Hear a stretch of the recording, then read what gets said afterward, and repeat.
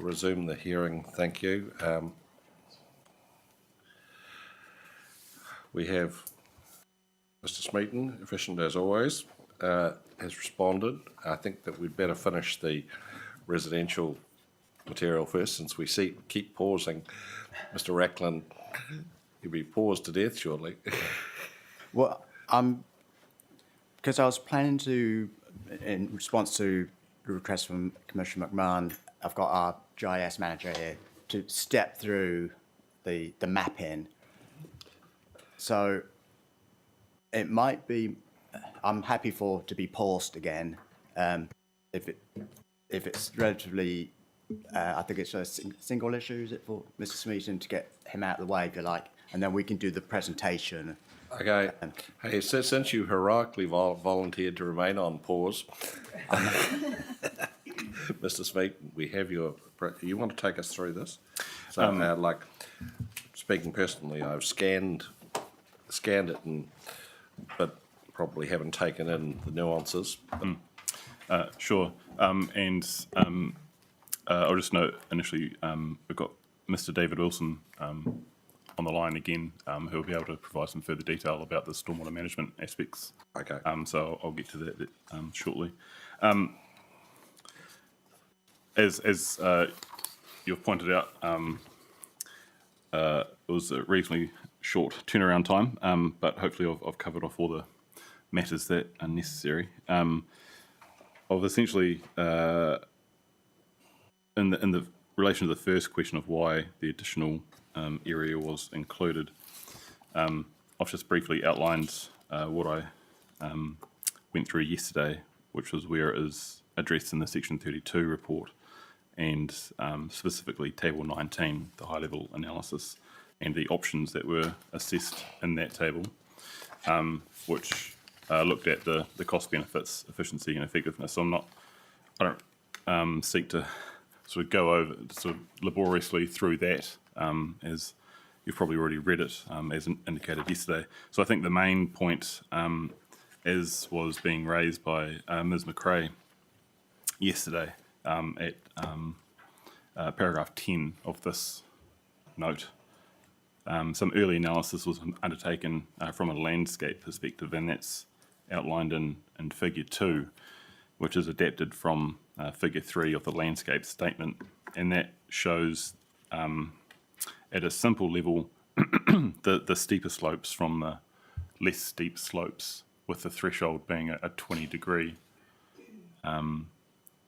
slope. So the darker green areas are the greater than 20 degrees, and the lighter green areas are less than 20 degree slope. There's also a range of other environmental matters shown on that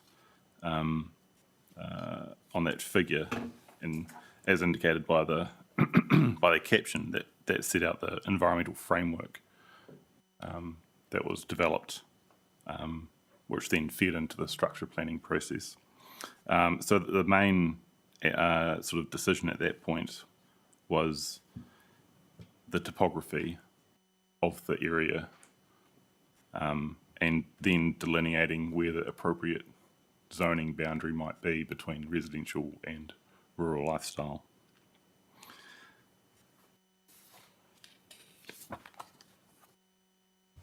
Mr. Smeaton, can I just ask you to read out the legend on the right-hand side of that diagram? Just because it is quite small, and so I can. I suppose it's included in the as indicated in the landscape statement as figure 3. So it's maybe easier just to refer to that. I mean, I suppose because I'd like to sort of progress. I'd like to go over this slightly further. That when I look at this framework, and look at the interpretation of the slopes, if I go back to the structure plan that's been that we have in the plan, and the ridge line that's identified by a road, north-south road. what I'm questioning is the value of the land from that road, from the ridge line to the east down to the valley floor to the east, because to my eye it looks incredibly like slopes greater than, no, most of it is slopes greater than 20 degrees.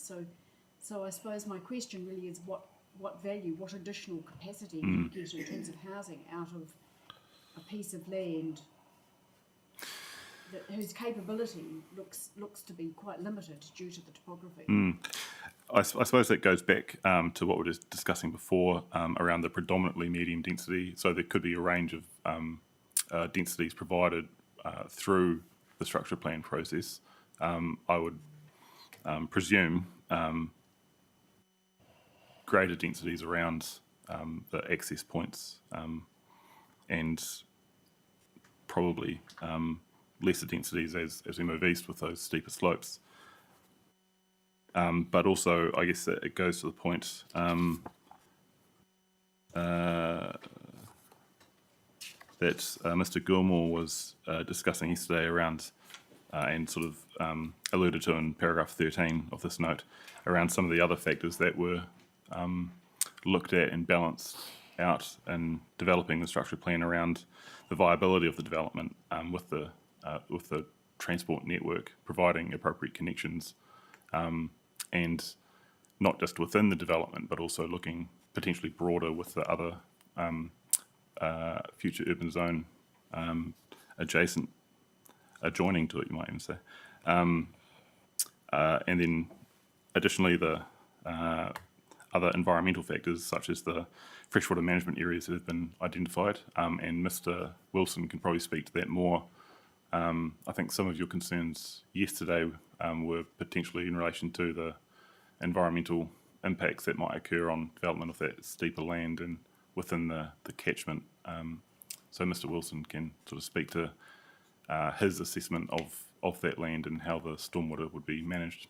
So calling a spade, if we didn't have the direction from the NPSUD that you can't have less than MDRS, would this chapter or this structure plan provide for a lower density of development effectively from where the 20-degree slopes start, plus 20-degree slopes start to predominant?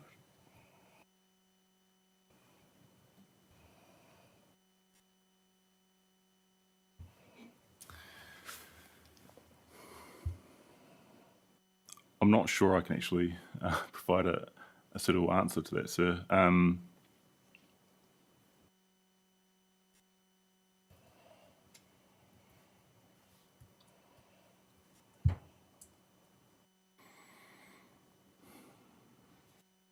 suppose I wasn't involved in that phase of the project, so I can't discuss but in terms as the regulator, not as opposed to what's being proposed, as the regulator,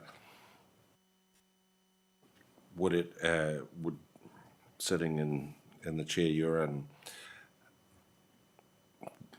would the response to the constraints of this site be a lower urban density than MDRS, but for the NPS? I think it could be. That may be one response, but I suppose we're in the situation we are, where we don't have that choice. We don't have that choice. But like I think what the commissioner beside me is doing is struggling to understand the logic. Now, if the answer is we don't have that choice, it's either urban or rural, and on balance it should be urban, then that's an understandable position for you to adopt. Well, I think that is the case, and that is what has been sort of set out in that landscape statement and how that the topography is fed into the decision of where that line is drawn. I suppose I suppose you've covered that in your initial statement there about the predominantly medium density, I suppose, which gives you effectively some wriggle room as to that. But it would be good to have Mr. Wilson perhaps speaking to the stormwater, the capability of that land to cope with the sort of level of development that you're anticipating in that zone change. Yes. Or even enabling, which is more than what you're anticipating.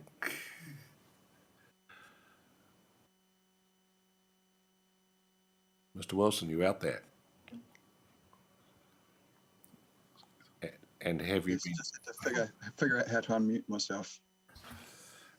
So the question from the Commissioner was, we're looking at the eastern part of the site where the urban area has expanded compared to the fuzz, where a lot of the land is more than 20 degrees. It's got a stream running through the middle. And so the question is, can in practice it be developed to urban densities and to the urban density provided for, with acceptable management of stormwater, runoff, and downstream contamination?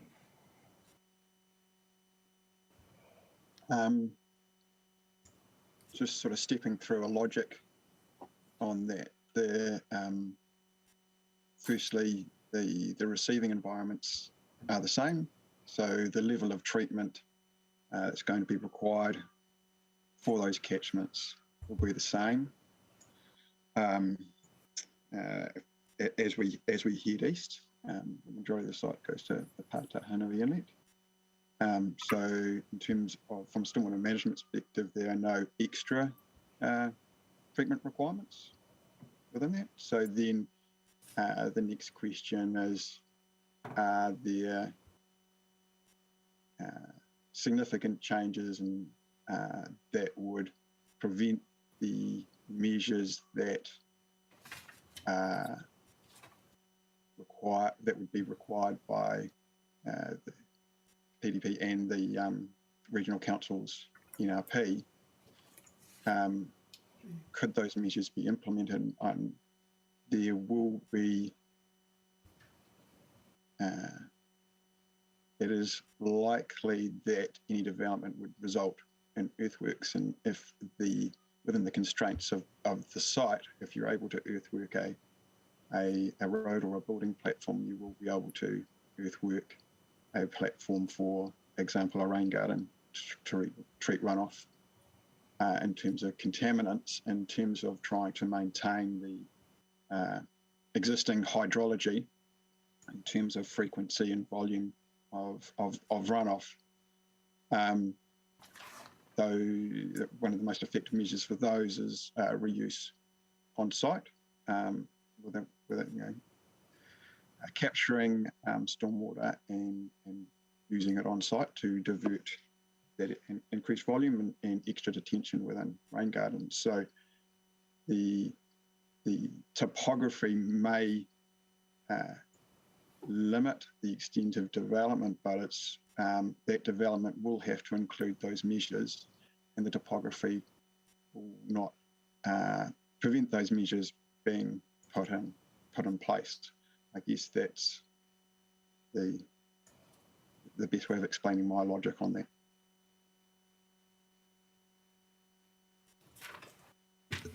Thank you. And just to clarify that the catchment, that the eastern slopes at the edge of the proposed residential zone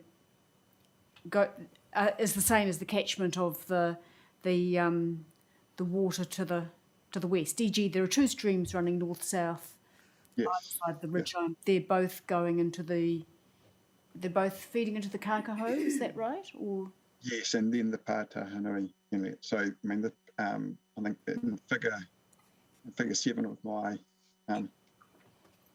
assessment, and basically 2/3 of the site ultimately feed into those two catchments. Sorry to jump in. I've also reproduced that figure in figure 3 of the note, so you can see there. thank you.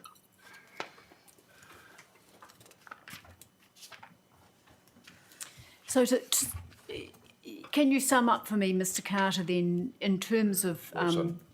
the stormwater? Sorry? Mr. Wilson. Oh, Mr. Wilson, sorry. We have, yeah, beg your pardon. Can you sum up for me, in terms of your stormwater, that your level of confidence that any issues that arise from the topography can be dealt with as they have been throughout the remainder of the site?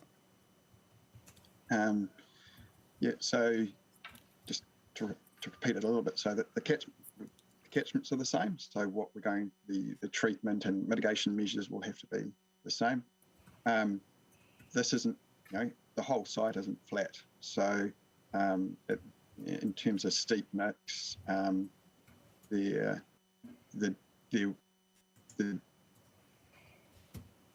effort,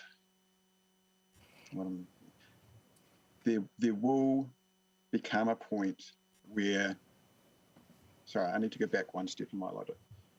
The site's steep to very steep, the whole site, there's not much flat area. So there will be, any development will result in some form of earthworks.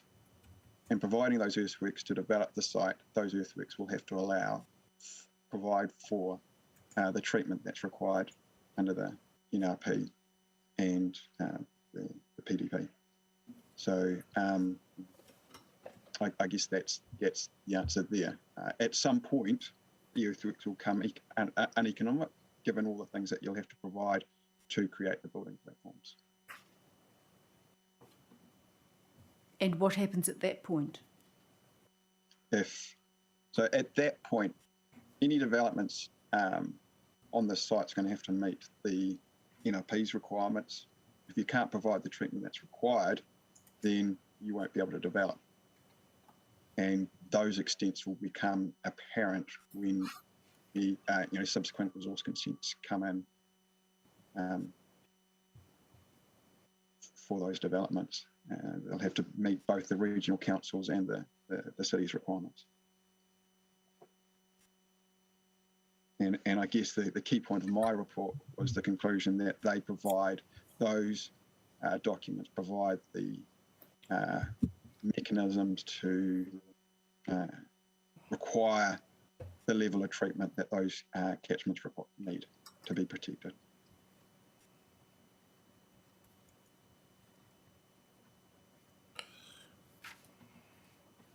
Thank you. That was a clear cascade of how the process will go.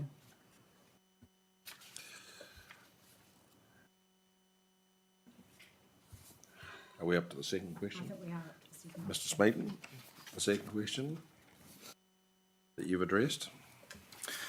Yes, I thought I'd, although it wasn't specifically asked for in this written response, I suppose, but I thought I'd take the opportunity to just outline a response to your question, sir, around the reason why this area of land was progressed shortly after the notification of the PDP. Again, I'll also just briefly summarise it. So, as indicated yesterday, it's outlined in section 5.2 of the section 32 evaluation report. And one of the primary drivers was there was landowner aspirations that was expressed through submissions on the PDP, that motivation was a significant factor in progressing this area of land. And one of the, if I understood your question correctly, sir, one of the things you're concerned about was around the medium term identification and the growth strategy for this area of land. And so I went back and looked at that, and I note that while it was published in March 2019, it was predominantly written in 2018, and the sequencing for the Northern Growth Area was actually identified as a 3 to 10 year time frame based on the NPS UDC as it was at the time. it was actually identified in the sequencing diagram as coming from 2022. So the bottom line is that we are in the medium term Correct. in relation to when it was written. Exactly. And sort of anticipating, like, that's a good answer. And but anticipating the legal submissions we will get from Mr. Dawson in due course, and the howls of indignation that the council has proceeded with the NGA and not proceeded with Silverwood, which is also identified in the growth strategy, albeit as a possible development but in an earlier timescale than medium. Can you answer me that? Because certainly the message we will get from Silverwood is that they are every bit as keen as the landowners of the Northern Growth area. I do wonder, sir, maybe because we will be discussing the fuzz zone chapter, and that would include the submission from Silverwood, whether we might wait for questions on that until that point. Yes, you can happy to defer. But I think we need to put it on the table because it's pretty obvious what Mr. Dawson's going to say. And I want to know what the council's answer is before he says it. I think my initial response, and I can build on this later, but the fact that it was identified as the Northern Growth Area identified as future urban zone in the PDP would be a significant factor in that, whereas the other land was not. And through the process set out in the PDP in the future urban zone chapter, it becomes quite clear how that can progress through that process. Okay, and so we'll return to that in the context of the fuzz. Any other questions for Mr. Smeaton? Mr. Smeaton, I've just got one follow-up, and I wonder if in your written response at the end you can provide me with the figures of the projected number of houses in the additional. I'm most interested in the additional area from the ridgeline to the east, but you may not be able to separate them out. Thank you. Yes, from the information I have available at the moment, I don't think so, but possibly when I come to my writer reply, that might be available.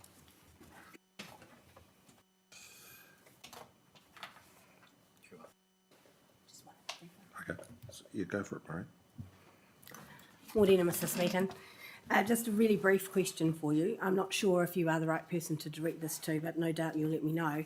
I was just looking back at your figure 2 and have just noticed that there is a little pink floral kind of mark there that indicates, I think it says potential archaeological sites. And I know it's sitting slightly outside of the structure plan, but I'd be interested in knowing what that refers to. Morena, yes, certainly. So, along with all the other technical reports attached to Section 32, there was also archaeological reports, and that identified potential archaeological site on the site. From memory, it recommended that an archaeological authority be sought from the Heritage New Zealand, and I believe, so essentially it's being dealt with under different legislation. Yes. And while it's been identified on here, it's not really an impediment to the zoning itself. Okay, so is it within or outside of the zone? It's within the area. It's within. I'm trying to remember exactly where it is. Like, it's not really apparent from the scale of this figure, but I can set that out in more detail in my writer reply. But I think essentially the main point is that it's being dealt with under the appropriate legislation process. Understand that. I'm just interested in getting a better understanding of whether it's what type of archaeological site it might be, if it has cultural you know, sort of connotations, then it may slip into another category then. I believe it was pre-European Māori potentially site. It wasn't from memory from the report. It wasn't completely clear from just surface observations, and it would actually need subsurface investigation to actually I see. clarify whether that is correct. But I think from the landform itself, there was potential, and therefore the archaeologist has put it on the register. Okay. So it is identified on there now, and that's why the archaeological authority would be required. Understand. Thank you.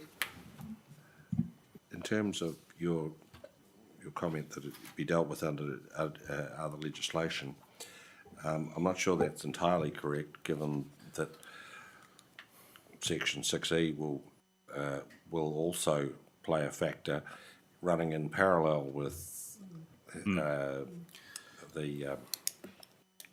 Heritage New Zealand, and so I wonder if, among the other things we ask you to do, is to give us the reference to the archaeological site, a link and a page reference, so we can actually look at where it is, and to the extent that the author identified what it is, we can actually see.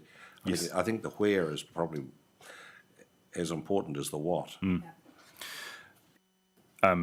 So yes, I can absolutely do that. And I suppose on that point, or on your point, that what I think you're saying is it would also fall within the RMA matters. There is in the policies for subdivision reference to Mātauranga Māori and other cultural values that would need to be protected through the subdivision process. So that's how it's been addressed through the structure plan. It's not identified in the PDP otherwise as a site of significance to Māori, for instance? No. And I suppose that goes back to the previous point where it's not entirely clear whether it is, and it would need that subsurface investigation to identify that.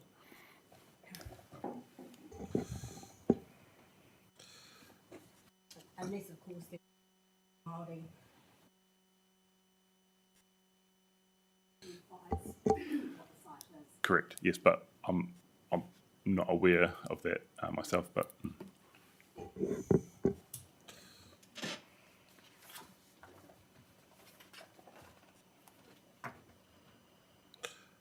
I think that's us, Mr. Smeaton. Thank you very much for your input, Mr. Wilson. We appreciate you coming in this morning. Thank you. Mr. Ackland. We've paused already. How do you propose we proceed? So we've got available Mr. Bricker, who can take us through showing how the mapping was done to define the high density zone at Plimmerton and the intensification precinct at Whitby. There was a lot of talk yesterday about the 3D model and how we used it as part of the shading analysis, and we thought it would be useful if you saw what that actually was, so you get a better understanding, because it was used for the shading, but it was also used for the zone boundaries. So the way I thought we could do this is I can step us through the early bit about what were the criteria we used, just to remind ourselves of how we got to there. Then hand over to Mr. Bricker, who can actually demonstrate what we did. And obviously, Mr. McIntyre's available, and you've had his MU Memo 20, which actually sets out this in a bit more detail. So he's obviously able to answer some of that questions about how was it refined from that coarse layer that you're going to see. Then I was going to suggest that Mr. Bricker could leave at that point, because I believe he's got other tasks to do, and I can then address the other matter, which was qualifying matter versus district-wide versus overlay. in effect, the choice of planning instrument or planning mechanism to, okay, let's do it on that basis then. Okay, so I'll just start off. I'll just take us right back to. Oh, I seem to have lost.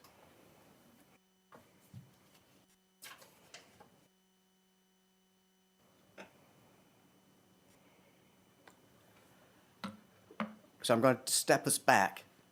So variation 1, we had to do 2 things. We had to incorporate the MDRS and implement the policy 3 to the MPSUD. So that made us have to pause and think, what sort of zoning are we now facing with when we've got these 2 different requirements coming through? So one of the first tests was, well, we've got the MDRS. What does that look like? How does that relate to what was in the notified 2020 PDP?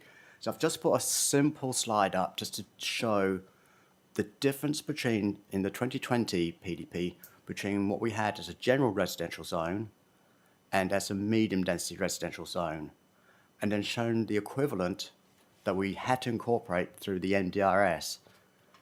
And you'll see there's quite a close alignment between what we had to incorporate by way of the MDRS and what we had already done for those medium density zones that we'd identified around local centres.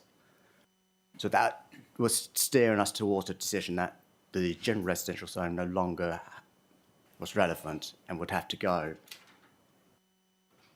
And I think then when you look at the National Planning Standard zone descriptions, it lends weight to that. So that, if you like, became almost like, I suppose, the default zone.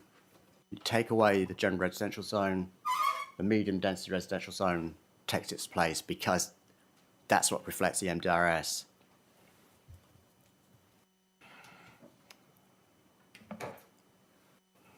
So I think, as we've touched on, so the variation 1 introduced the 2 new residential zones. One of them, the medium density residential zone, already exists in the PDP, but was taken over into variation 1 and extended. The second residential zone is intended to implement policy 3, and in particular C1 and C3.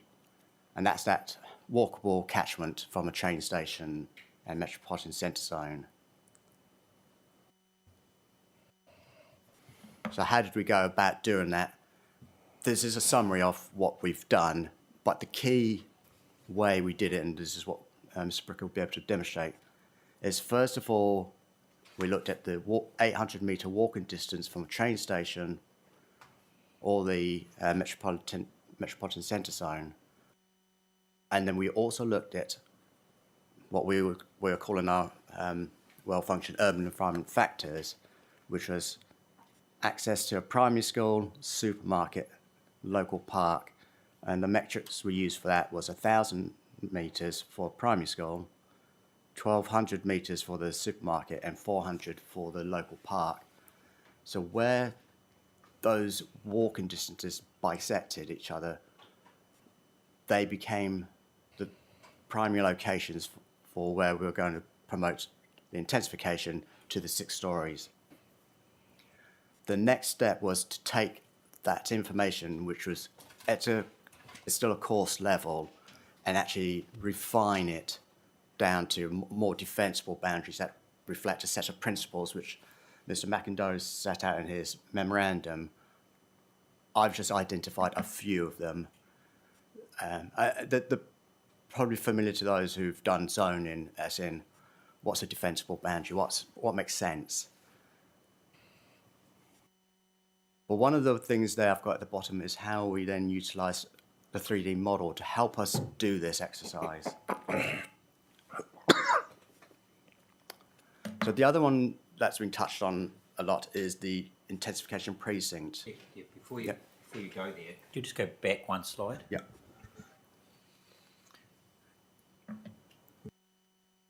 One more. Sorry. Yeah. Yes.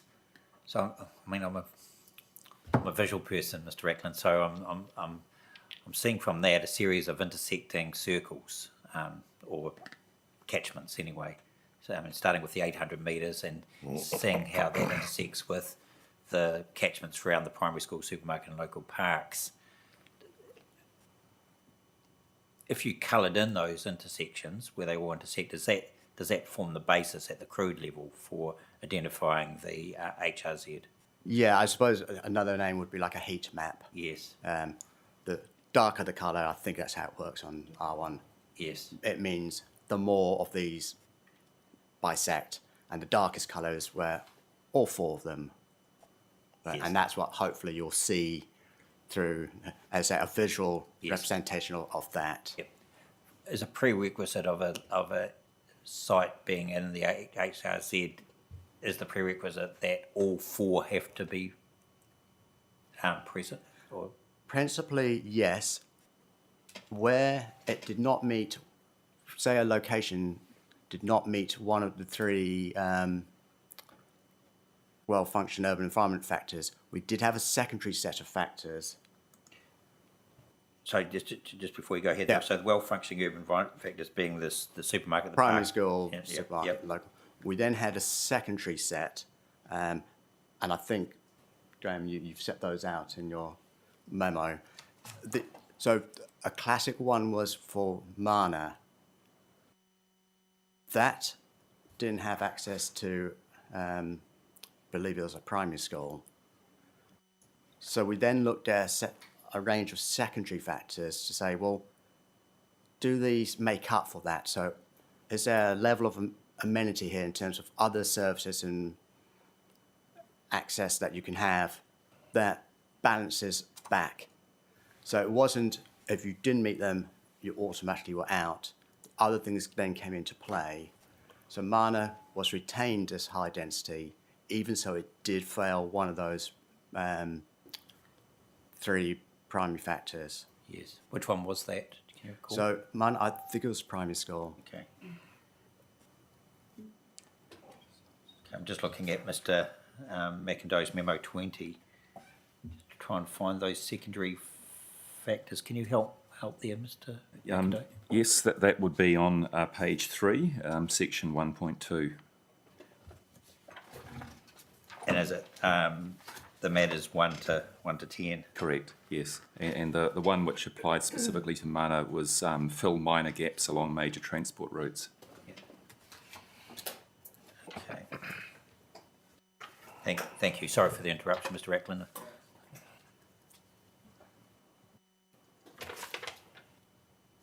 Okay, so we've got the base now, and now it's how it's refined. And so a similar process for the residential intensification precinct. Yes. They largely actually build on what we'd already done in the PDP, because we were upzoning around the local centres anyway. Yes. But we applied a similar methodology, but not supermarket, because they're, by definition, they're located where they can access a local centre.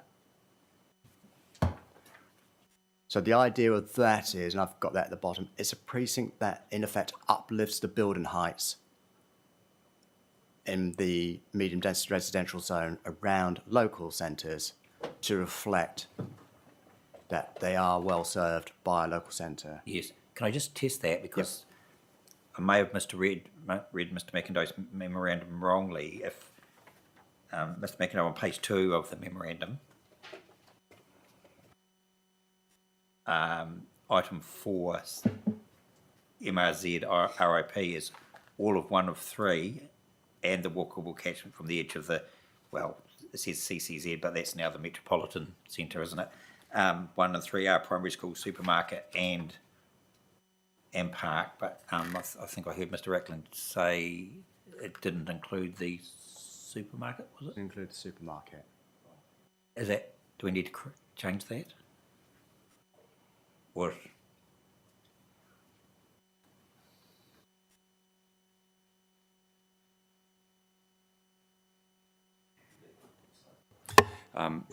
That was my understanding when I wrote this. However, the local centre zone and I think it's a legitimate adjustment to provide greater height in areas which they may not have a supermarket, but they've got a local centre zone. So, Okay. to be correct here, perhaps there should be an additional a bit of text added. Yeah, that would be useful, and I think that's Okay. when we have that before the Kaingora presentation next week. And when you say a supermarket, what's your criteria for a supermarket? How big are we talking about? Because, of course, you have, as Foodstuffs point out to us, you have the entire gamut from the hole-in-the-wall dairy through the Four Square, through the Metro, which I don't think you have any in Porirua, up to the multi-thousand GFA warehouse type operations. So we were using the larger ones because of the range of goods and services they provide, rather than necessarily a separate format, Was that based on a metric or on a judgment a call? judgment. AKA the sniff test. You stand at the front, is this a large supermarket operating a wide range of circumstances, or is it something smaller with a lower range? It's a large supermarket with a wider range. Yeah. Sorry, can I just go back, Mr McIndoe, to Commissioner McCann's previous question, which was I looked at your memo 20 last night, and I did wonder whether on page 2, the point 4 there, whether that was a typo and whether that should have been actually sitting within the section below, which was parameters for MRZ RIP zones. There seemed to be some duplication between item 4 of the list there and then the parameters down below. Or have I misinterpreted Okay, it? right. E.g., should item 4 be deleted and effectively it's covered by the section down below? Yes, it is. Yes, it is. That would be as precisely as Mr. Racklin has described it. So it would make sense to delete it, because in fact you could argue that having a point 4 MRZ RIP under the heading parameters for HRZ zones is not. Exactly. The So- deletion will do so the trick. let's delete. Yeah, gotcha. Yeah. Okay. I think, right, So it might just be worth. keep rolling. Yeah. So I was just going to say, going back to Commissioner McMahon, obviously one of the other drivers is we've got 3 stories in the MR set already. You've got 6 in the HR set. To recognise policy 3D, and based on what we've done previously, there was a need to look at saying, well, how do we make it more enabling than just the general? And that's where that came in. And that's why we went with that approach. Yes. So the drivers for the residential intensive precincts were policy 3D. They are, yes. Okay.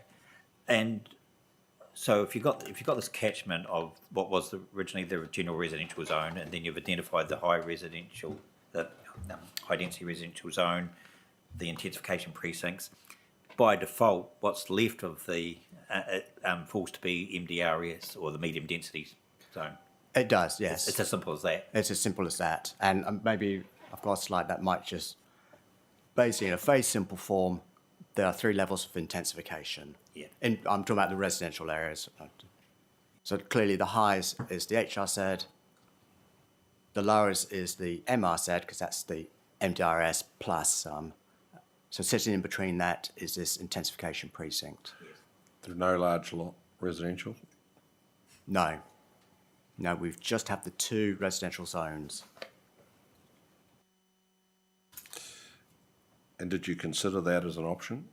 The large, Yeah. it was, no, because it wasn't in the PDP. It hadn't been identified at that point.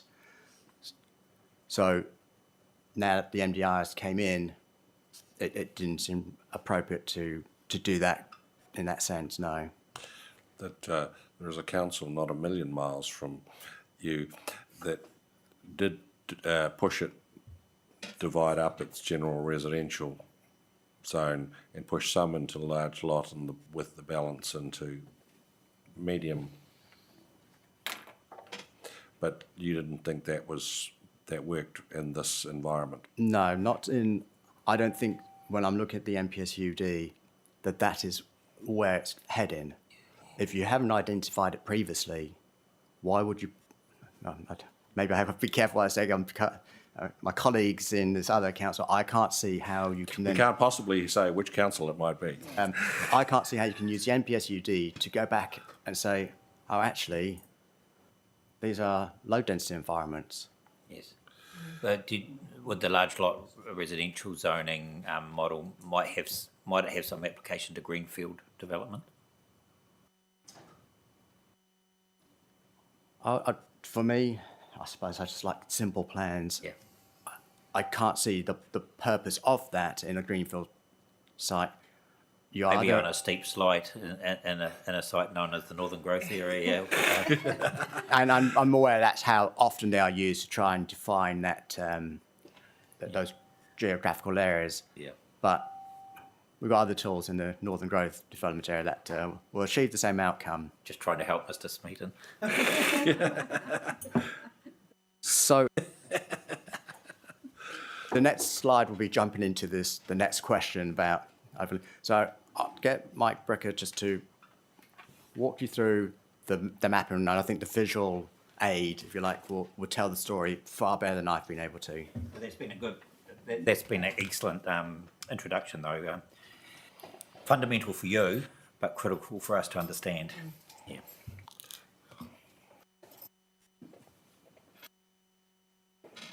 Just before you do, we're going to focus on Plimmerton and Whitby. Plimmerton is an example of the high Parramatta, I think. So yeah, Plimmerton Parramatta, is a sorry. high density residential Yeah. zone. Whitby is the intensification precinct. Are we using those because they are typical? I Or suppose any- Plimmerton was the one that came from the panel who requested that one.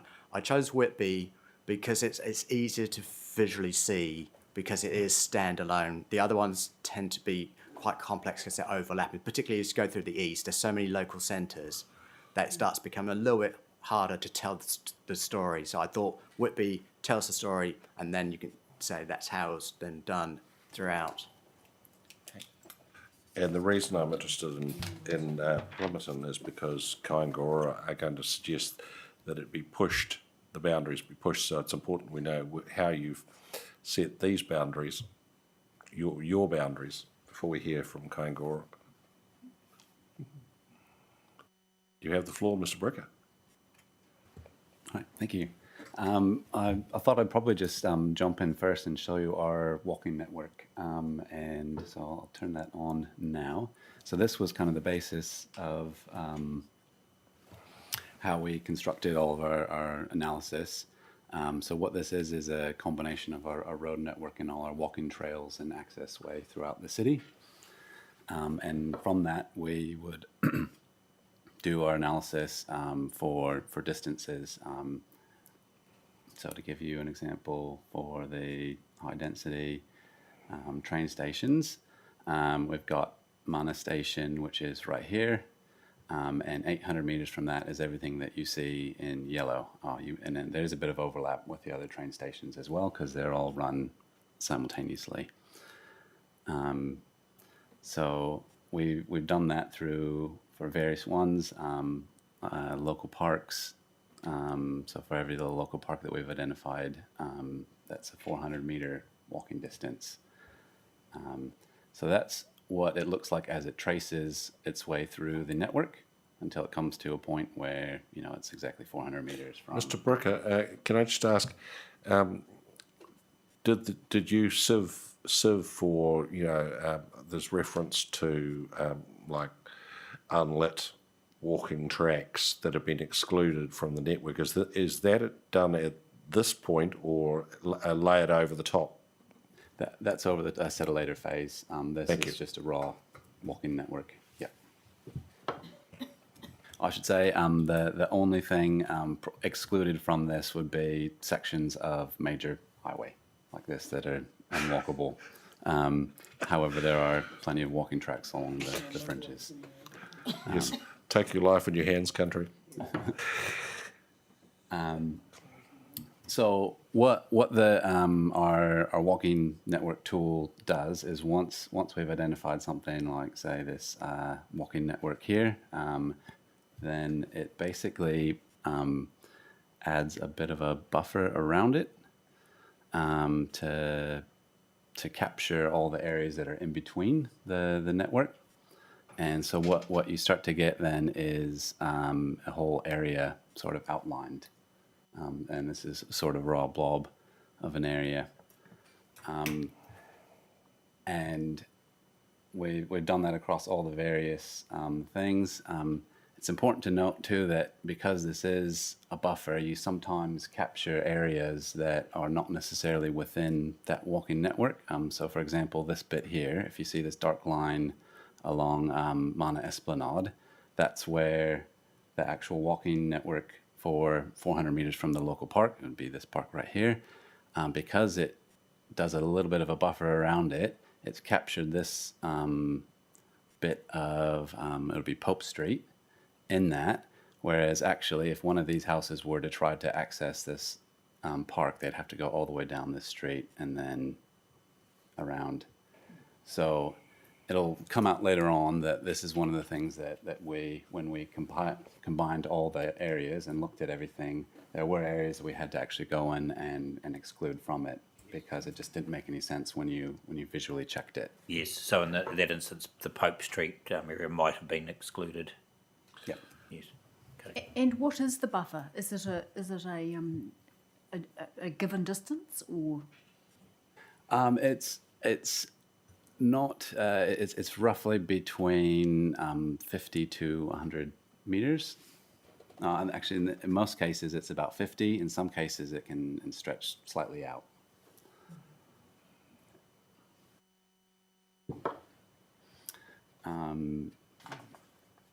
So I'm just going to turn. So is it, like, to my lay impression, it's basically you ground truth the products of the model GIS outputs. Yep.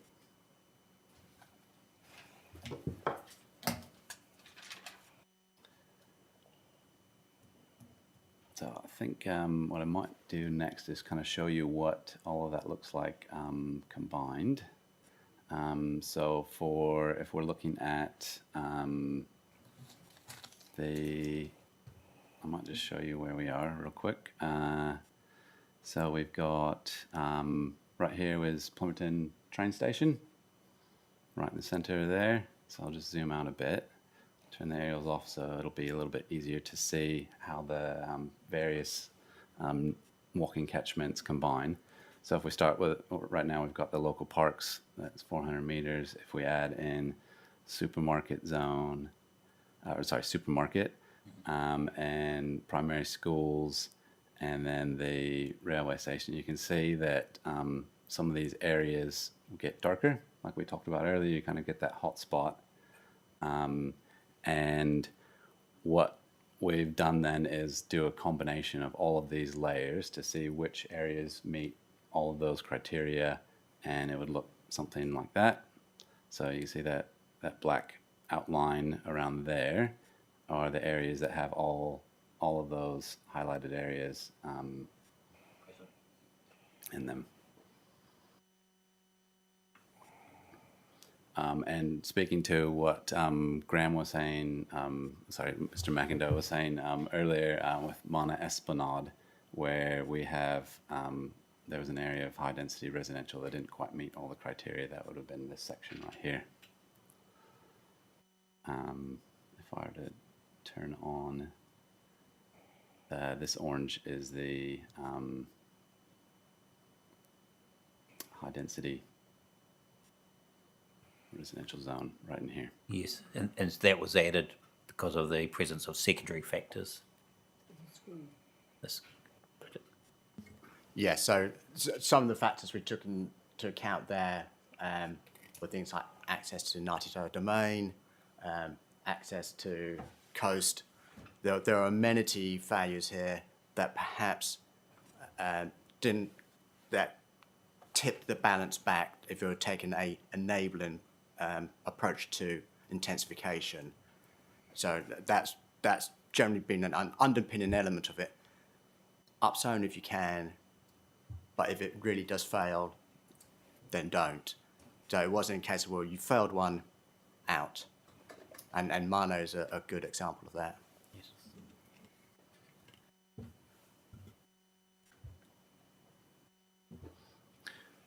Right. So, and just what we were talking about earlier, that one area that might not have met some of the criteria in Pope Street as well.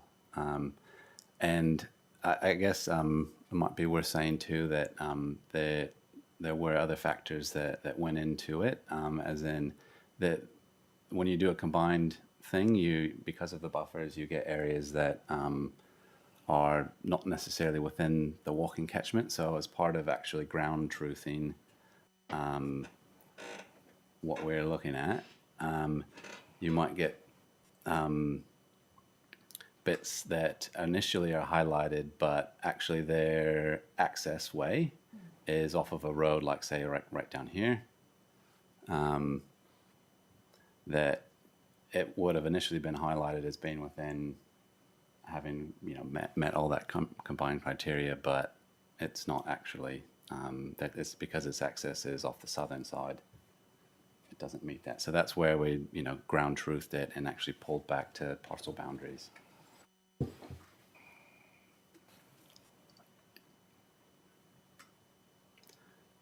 I might jump over now to Whitby, and we can have a look at that area as well. So just to give you a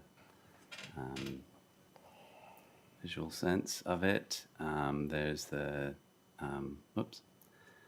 Whitby Village right there. I'll turn that bit back off.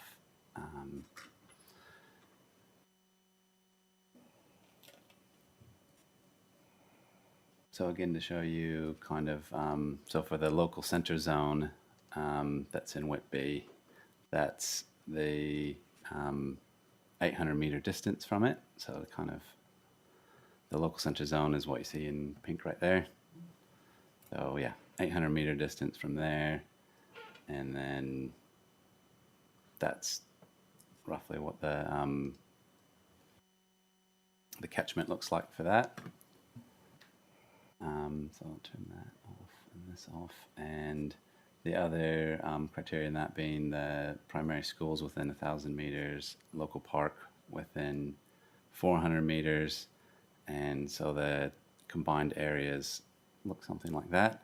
And to show you what the actual precinct that was settled on,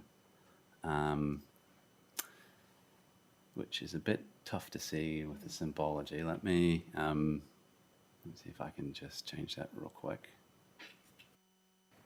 If I understand that the symbology comes from national planning standards, or we don't have a...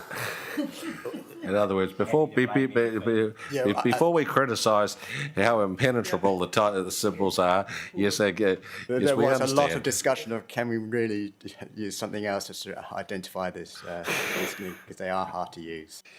We're trying to.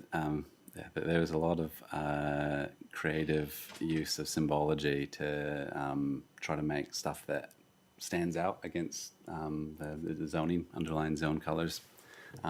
So just for in this scenario, though, the hash lines there are the residential intensification precinct. So that was what was settled on after going and reviewing. And can you explain what the islands are? Like obviously the one in the centre is the centre itself, which is giving rise to, but like say the triangular shape up north of where the cursor is now. That would be a different zone. I was going to say, Mike, can you show the zonings? Because I think that might tell the story. As in, a lot of those big gaps are open space zones. Gotcha. It's better. Yeah, and leave it at that. Yeah. That's really helpful. Any questions for Mr. Bricker, team?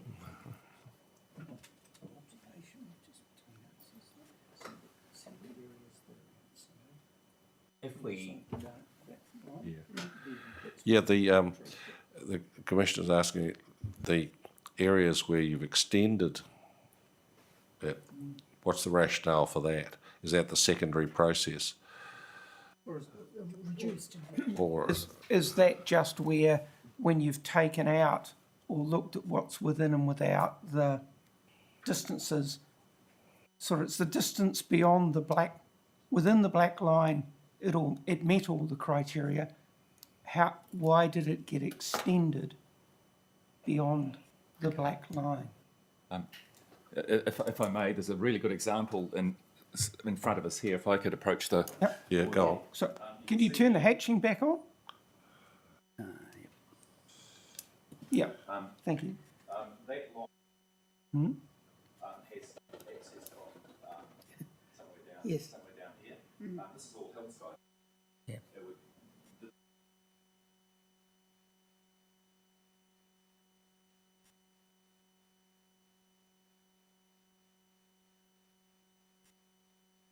making a call on lots at the margins, and this one we considered on all other areas. That would be in, and there might have been others which were where it's only the tiny corner, but usually if it was a tiny corner where the access to the lot was, you'd enable it and say it's in. So there was a lot, a cadastral coordination with cadastrals yes. issue.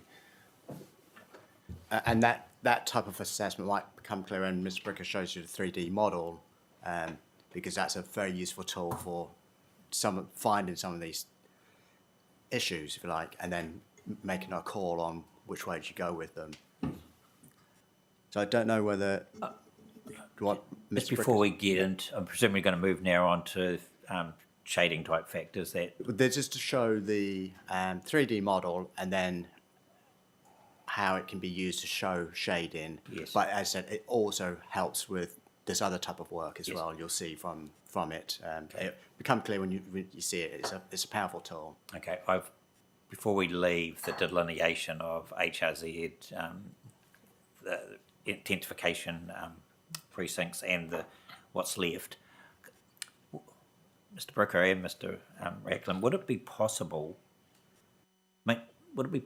to provide some percentages of how much of the original general residential zone has been allocated to HRZ, how much is medium density, and of that, how much is intensification precinct? So can you say that again? Of the original resource, which was the general residential zone, how much has been divided up, firstly, between medium density and high density zones? So, At RIP. and then within that, how much is RIP? So, I guess initially it's a percentage of the three components, and then it's how much of the medium density is actually allocated to intensification. So is that the original? So the original GRZ, how has it been carved up? Yeah, and percentage-wise. yeah. And the original MRZ, how has it been carved up? No, No, sorry. of the resultant MRZ, how much of that is intensification precinct? Okay, good. I've got it. The percentages are important. I presume you can't give us raw numbers on numbers of sites, but just to get a feel for the I'm direction assuming of travel. that that's possible. Yep. Just through a shape file. Yep. Yeah, we can do Okay, an we'll analysis. work on Yep. that. So, since Mr. Brick is here, Mr. Brick, given what Commissioner McMahon just asked, we'd probably, we need to give you a reasonable time frame, right? And since we don't know what's involved, you might be able to tell us, do you know when, if I said, could you do that by 5 o'clock on Friday, is that something you could do, or that task that he did, or is it something that we'd need to wait for a while for you to be able to do that in order, and it should come back and reply rather than Sort of an immediate comes reaction. earlier? Yeah, I'd say it couldn't happen this week by this Friday, but Right. by next week or within I don't know when the right of reply date is, but we could get that at that time. Is it right of reply Yeah, like, suitable for yeah, people rather than? I think that as long as we know when it's coming, then, like, we understand, as the Commissioner says, there are lots of moving parts here, and don't volunteer something you can't deliver, basically. And so tell us what's reasonable and that you're able to commit to, and so we just know. Yep, I can commit to that analysis. Yep, that's pretty straightforward. Just not by this Friday, unfortunately. Okay, understand. Is that a right of reply? Yeah, I think we'll say that's for the formal right of reply.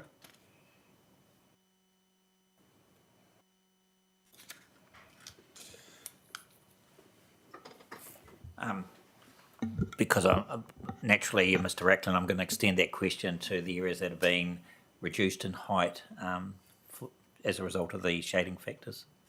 So I want to get some sort of understanding of, in relation to the medium density zone, what.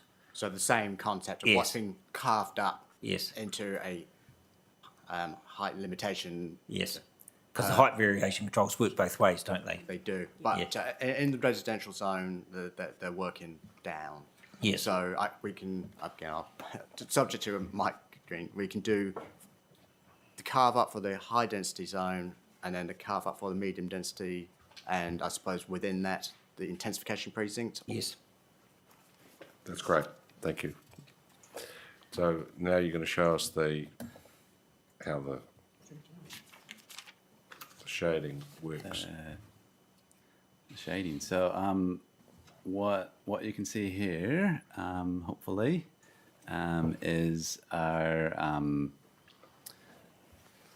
analysis work that's identified all of the areas that have a slope greater than 15 degrees and are southward facing, so southeast, southwest, and south within their slope aspect. So all of that is what you see in the dark blue color here on the map. So we've done that across the entire city, and that was formed a basis of, we had a series of maps that we tried to determine which areas we would apply the shading analysis to. So what we did is then we took that data and all the parcels and then put that into our 3D model. So if I turn that layer off now, I'll just show you what the 3D model looks like. And so what this is actually a really highly detailed model. If you're familiar with using Google Earth or something like that, this is much more detailed, and to give you kind of a scale of the level of detail, you can see the cut banks for riding up to Mount Rangituhi in it. So there's a lot better elevation model that's used for this analysis, where we went on a site-by-site basis essentially to determine what the slope looks like for each of these sites. So if I take you, So, sorry, Mr. Bricker, is that just a Porirua? Do you just have access to that, or is that something on a region-wide basis for all the councils? so various councils have got their own 3D elevation models. This has been publicly available since 2017, the Porirua. Yeah. But was it something that Porirua commissioned themselves, or is it a wider councils? It was plural built initiative? ourselves. So this the data comes off of LiDAR that was flown regionally through the whole Wellington region in 2013. So that all that data is publicly available through Lens Data Service. We use that to create an elevation model, So this one that we're seeing right here is a 2-meter elevation model. So some councils have got 3D viewers like this, and well, all the councils within the Wellington region, for example, will have access to this technology and resource. It's just whether or not they chose to implement it. Okay, thank you. So the other thing that we've done, let me turn back on. So we've got the dark blue bits are what's the greater 15 degree and south facing slope. And then we've also have 3D building models. And what this tool allows us to do is actually show shading analysis as well. So we can actually see that on the 1st of June, this is American time, you can actually, if you look at the building models here, if I change the time, you can actually see what the shading. So this is the building forms as they, well, not current anymore. They're from 2015 when the 3D building models were created, but for the most part, it shows an example of what the existing housing stock is like in Porirua and what the current shading is like for it. And so that was quite useful to see in certain areas, like if I just pick this one randomly, that you can actually go in and see this current house right here. What effects is it having currently on neighboring lots? So if I turn that around a little bit there, you can see that, you know, at midday in the middle of winter, this house is basically shading these next 3 houses right here. And from what it looks like, this is a, 1 or 2 story building. So as part of the desktop exercise, we essentially went around for every place we wanted to put a height control in and actually had a look at the site, have a look at what it looks like in 3D, what the actual aspect of the land is. Does it only have a small pocket of south-facing slope, and it doesn't necessarily, wouldn't have adverse shading effects. And that's the kind of basis of the 3D tool.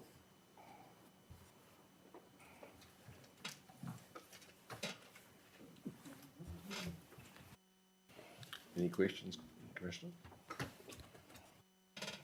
Very clear, thank you. That sounds like that might be it. Okay. Well, you- I'll stick around for a little bit, but yeah. Okay. Well, you go for it. Is there anything, Mr. Bricker, in terms of what we're about to ask Mr. Ackland and possibly Mr. McIndoe about the next steps that you might need to be here for? Or it might be a matter of asking Mr. Ackland and Mr. McIndoe, do they think Mr. Bricker still needs to be here to assist us with the next steps? It might be, if we're going to be relying on going have a look at that model, it's probably easier if Mr. Bricker's got time to stay because he's more adept at using it. We can tell. than I am. I think the message is if you need to go because you have other commitments, then don't ask, just slide out, and we'll go. And if we have to ask Mr. Ackland and Mr. McIndoe to seek your advice and get further feedback, we'll do that. I can stick around until 11 o'clock, so I'll do that, and then if there is questions that need Okay, my input. well, let's use your availability productively then. And I think we're back to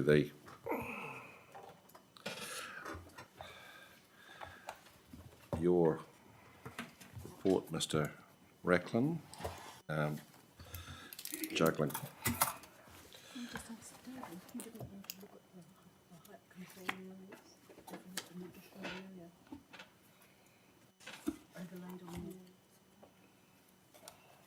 Is a, As an additional area overlaid on the plan, the step from here through to the height control area. There's a shading. yeah. I do have a follow-up question. Mr. Smeaton, we've just been discussing, of course, all these plus 20-degree slopes all over the national northern growth area. Has the shading analysis been done for that area and for Plymouth Farms for that matter? I can't speak to Plymouth Farms. In terms of the northern growth area, no, I don't believe so. And the obvious question is, well, should it be? And in terms of the process at the moment for the balance of the city, of course, it's locked into the plan at the moment, subject to our recommendations and the council decisions flowing from them. At what point, if any, would shading issues such as have prompted identification of these height limitations in the city as a whole be considered for the northern growth area? I think my initial response is that currently the site has only a few large blocks of land, so undertaking any analysis of what shading might occur is somewhat premature, I think, until a subdivision would occur. I suppose in my mind, what I thought was that its relevance is greater when you've actually done your development and you have lots that you're referring to. Is that what you're... Yes, that's essentially what I'm saying. At the moment, it's just a very large block of land. Well, so it'd be very I difficult suppose the punchline then is, do the subdivision policies and rules provide for that analysis to be undertaken at the point of subdivision? Like, I understand exactly what you're saying as to why you haven't done it now, and you're thinking, well, why didn't I think of that? But yes, we'll pass over that. But if you don't know, if you can't undertake the analysis until you've got a subdivision plan, do the provisions of the plan provide it for it to be undertaken when you do have a subdivision plan? Within the structure, within the Northern Growth Development Area chapter itself, I don't think there's anything specific to it, other than the development would need to ensure that a well-functioning urban environment is achieved through the development. Well, something for you to ponder is whether there should be. I have actually thought about it before. I think it's in my section 42, and that's where I articulated, it might actually be in my speaking notes and might not be in there. And that's where I'd thought about that factor, that it's at the moment just a very large block of land, so it would be premature to do anything at the moment. But subsequent to that, it might need a plan change once the development has been established around that. So yes, it might be something that I'll have to think a little bit further about. Let's just toss that particular hot potato into your lap and you ponder it and give us your response in due course. Could I add to that just would it actually be a subdivision plan is lodged, or would it have to be the final earthwork, the final landform as like an as-built or something like that, or whether they would need to look at it in that Yeah, regard, whatever the final contour level? I think that's correct. It would need to roads take and all that sort of thing it would need to take into account the final landform of the development once it's at 224C stage, probably. Yep, okay. And could we anticipate that, given it will be MRZ, that there may be height controls placed over areas, or given that it's greenfield development, would you try to avoid that in the subdivision layout? And the actual subdivision earthworks formation? This is speculating a little bit, but I think it might depend on the nature of the resource consents that are lodged, whether it's sort of a comprehensive development that sets out the lots and the development that will occur, or if it's a pure greenfield site where it's just empty vacant allotments that are created, which then development would occur from a different party. So Okay, I think it's just all sort of wrapped up in that further thought. Yeah, I mean, I suppose what I'm thinking is, are you, with the height controls, are you retrofitting into an existing framework? Would you anticipate that something similar would have to occur in the new greenfield development? And that in some time in the future, there will be, as you get there will be some height controls put in there. I think it's a sort of similar answer. If it was a comprehensive development, I don't think it would require it, because that would be taken into account through that development. I would think if it wasn't completely vacant subdivision, there may need to be a further process to take that into account. But in saying that, I think I'll need to ponder that a bit further to provide a more comprehensive answer. Okay, so we'll park that, something for you to consider. Sorry, that was a left field thought that went through my mind. Returning to Mr. Ackland and Mr. Bricker, sorry if I'm going over old ground here.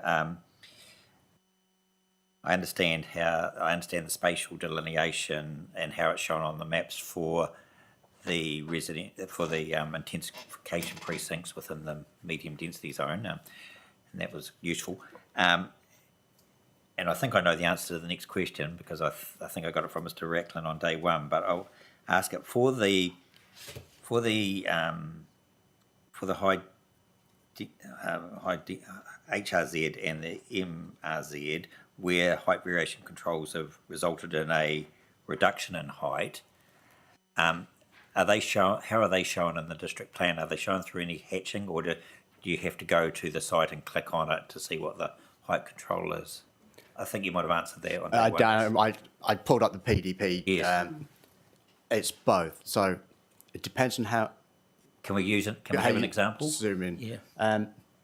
I've asked for the PDP to be available so I could show how it's done, so that visually you could see there's hatching on the map that tells you, and when you click on your property, there's a field that tells you what provisions relate to your property, and that could be others, such as if you've got an S&A on your property, it will tell you down that same list. Okay. So that's, I suppose, the key tool is the ability to click on your property, and then for the map to plan to tell you you've got an S&A on you, you've also got a shade and height control on you, you've got something else, Yes. and it will be within that text box. But is the reality, given the instructions in the national planning standards, that unless you peel away all the layers, it would be difficult to identify the particular hatching? There is an element of the architecture of the plan is governed by the national planning standards. And that's a cross we all have to bear. And So that we'll is, just take I that as think, given. I just thinking about the other day when I was showing to you, it probably looks more complex at the moment because we're having to identify variation 1 separate from PDP.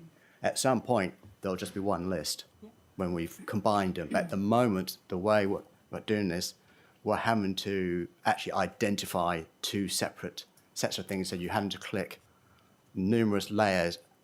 Hopefully, it's a relatively short-term thing until we get the plan being operative. but there's no another way of doing it. And I think that might be part of the problem in terms of that when you pull it up, it does look a little bit daunting.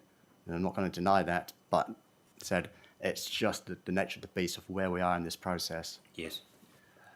The follow-up question in terms of the proportions and percentages are based on the HRZ reduction from 22 to 16, the RIP and the MRZ 18 down to 14, and the MRZ 11 down to 9. Don't worry about the 8 metres around the netball courts. But I guess the percentages I'm looking for the height for the HRZ is what proportion of sites are subject to the 16 metre reduction as a total of the HRZ.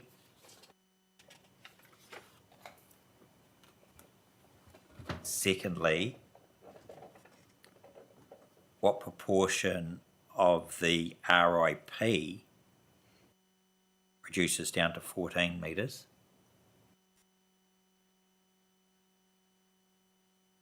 And what is that proportion as a total of the MRZ?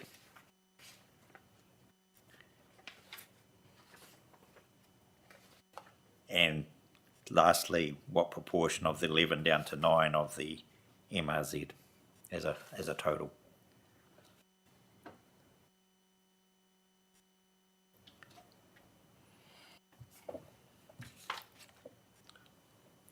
Thank you.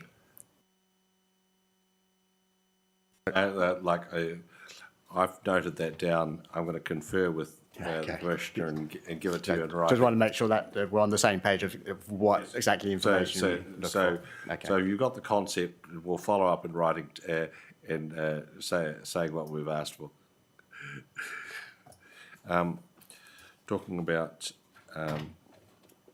the standards and the HRZ, or are you? Are we going to Mr. McCoy at some stage? I think we should do it afterwards, shouldn't we? Or should we do it while we've got Mr. Bricker here? I think we should do it while Mr. Brooker. Okay, well, you go for it. Let's talk about planning memo, urban design memo 20.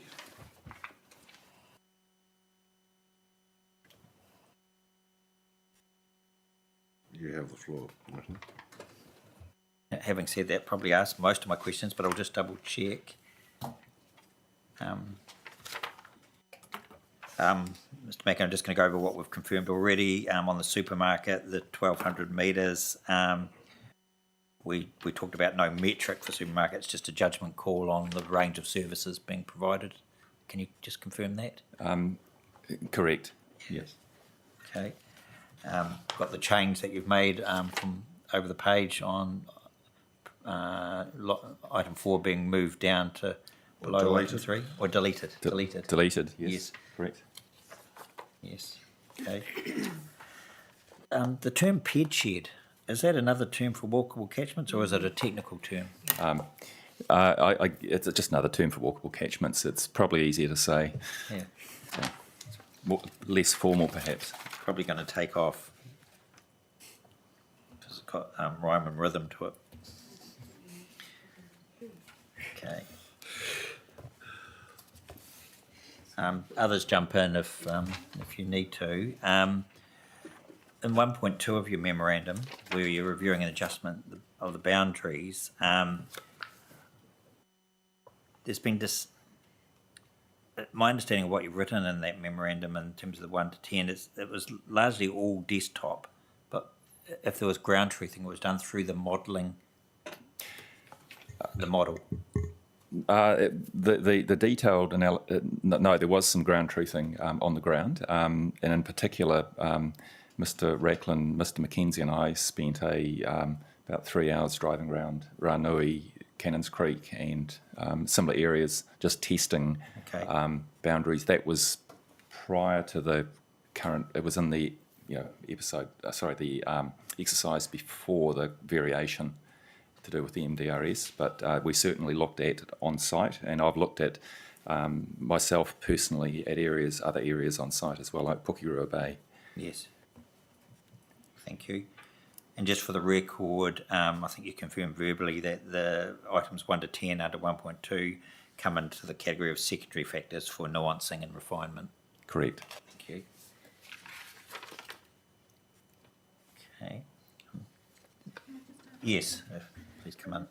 Mr McIndoe, can I just ask item 9, rear lots are not ideal for intensification? I'm sure it's perfectly clear, but could you just explain why, please? Okay. The putting a whole lot of buildings on a rear lot with no aspect to the open space of the street means that they will be inherently overlooking the residential properties around. So it's they're not ideal from that perspective in terms of maintaining, privacy at the rear of lots, of street-facing lots, adjacent street-facing lots. But also that the way that was applied was sometimes we got to a street where at the margins, because we're talking about at the margins here, there was a right-of-way that went to a lot at the back, which was further away, so it actually added another 30 metres to the distance. So that was another factor which was taken into account. There are some rear lots, obviously, within these intensification zones and the HRZ, but we're talking at the margins here. Thank you.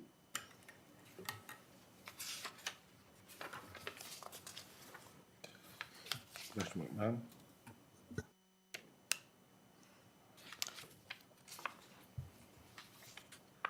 No, that's everything from me, Mr McIndoe.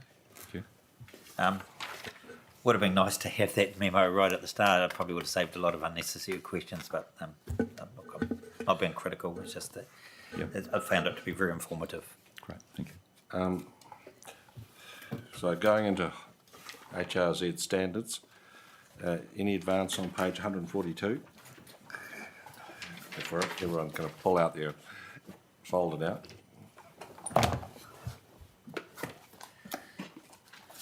Page are you at? Page 142. So we broke at 125.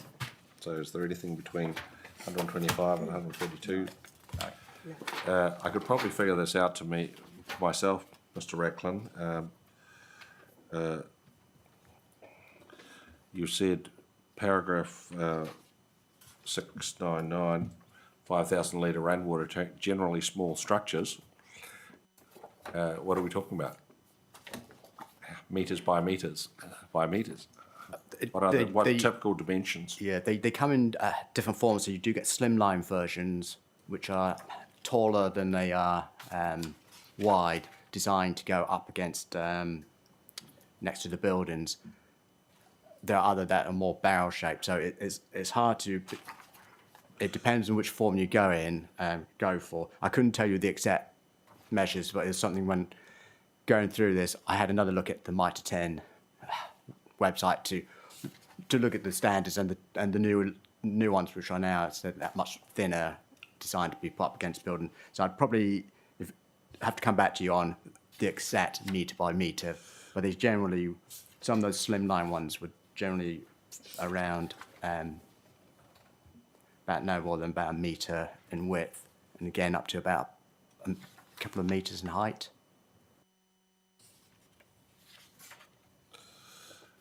And, okay.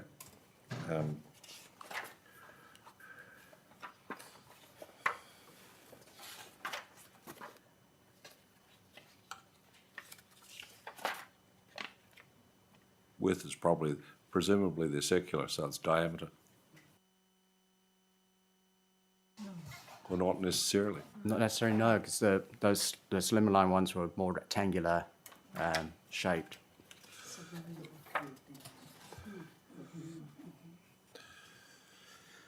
Okay, and so a stunning statement of mathematical ability that looks like if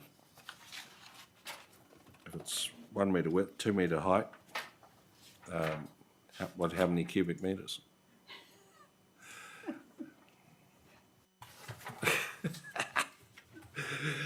Mathematical question for the day. Don't worry. Yeah, you've given us the important measure. Let's ask that already.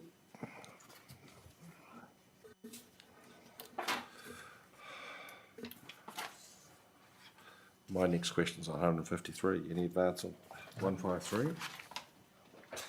In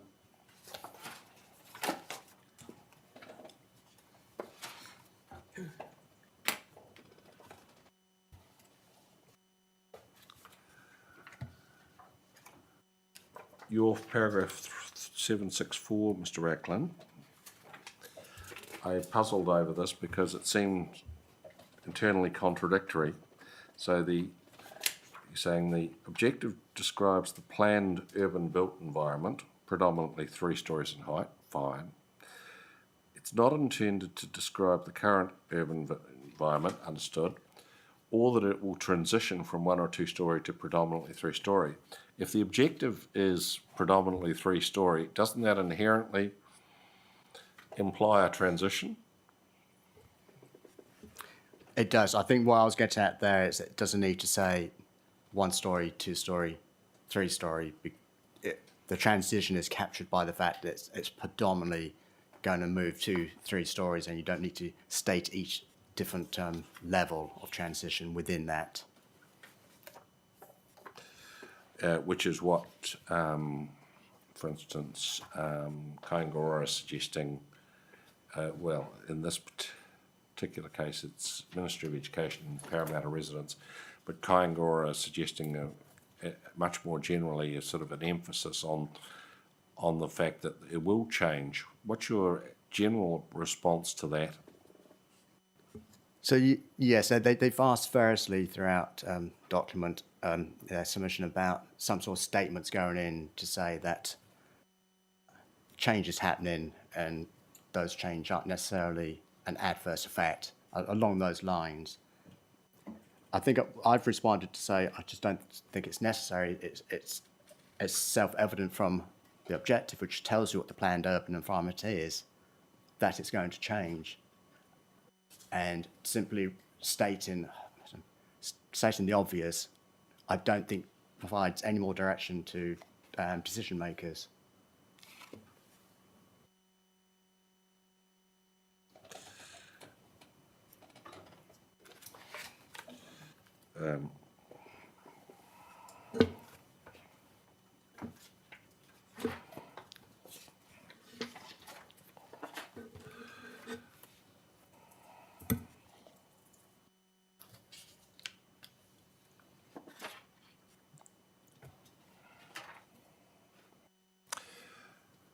Your discussion at page 155, 156, saying you don't like the concept of minimising adverse effects on amenity values and you prefer mitigating. Of course, we've thrashed this around yesterday and maybe the day before. Would you still have that view if it was clear that it was minimised as far as practicable? I think that the qualifier certainly helps. I suppose within the context of a change in built environment, I think mitigate is still, I think, a more accurate description of what we can do, whether that needs some sort of qualifier, but I'm not convinced by the minimise, if you add that qualifier, because I think it's still, I don't see that as the enabling side of it. And I suppose the question is it too enabling if you don't specify how much mitigation is required? Yeah, that I would agree with, as we sort of discussed yesterday. It needs some sort of qualifier around it. Okay, well, we'll invite you to ponder that. Just if I could add to that, Mr. Rackland, as a general principle, do you think it's appropriate to have qualifiers and objectives as opposed to letting the policy take up that mantle?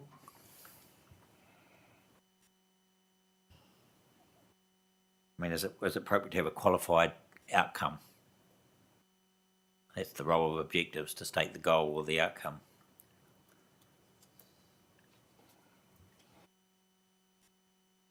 So I just make sure.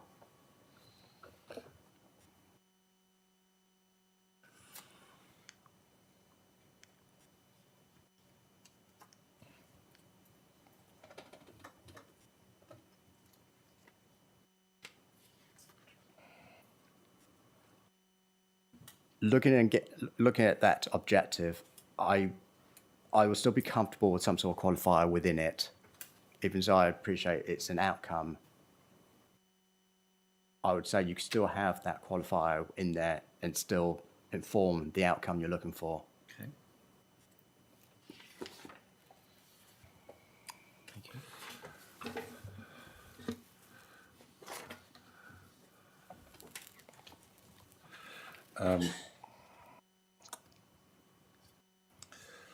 The up to 171, 172, the for supported residential care, and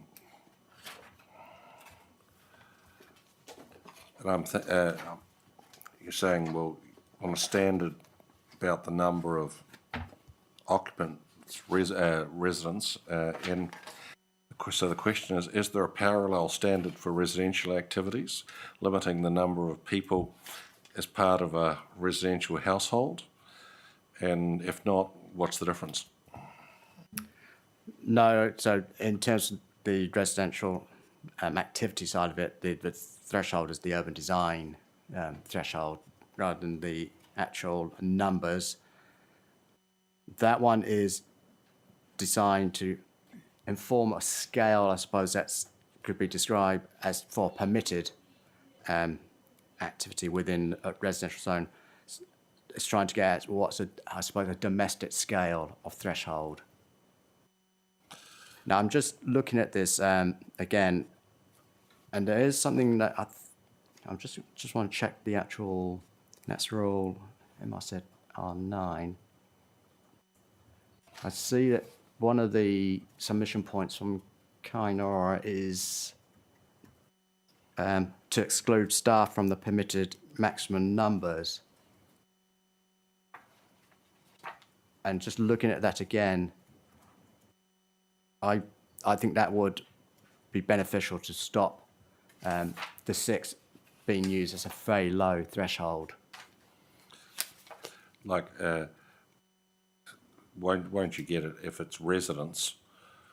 Well, if staff are resident, they're part of the household, and if they're coming in and out, they're not resident. The staff will be, I think, of being excluded because they will be coming and going in terms of their stay. Well, I suppose my point is, aren't you achieving that already by just testing the number of residents?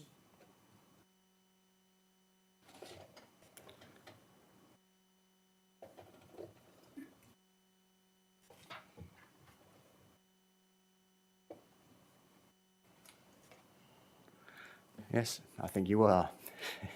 It's another way of doing it. So on that basis, if I was comfortable with excluding the staff from that, I would then probably, and I'll obviously confirm this, I would probably say then I think that lifting it to the 10 would be appropriate to account for staff as well as what the intent of that was, the non-staff side of it. That was how I visualised it, as the domestic scale was 6 of being the actual just residents there.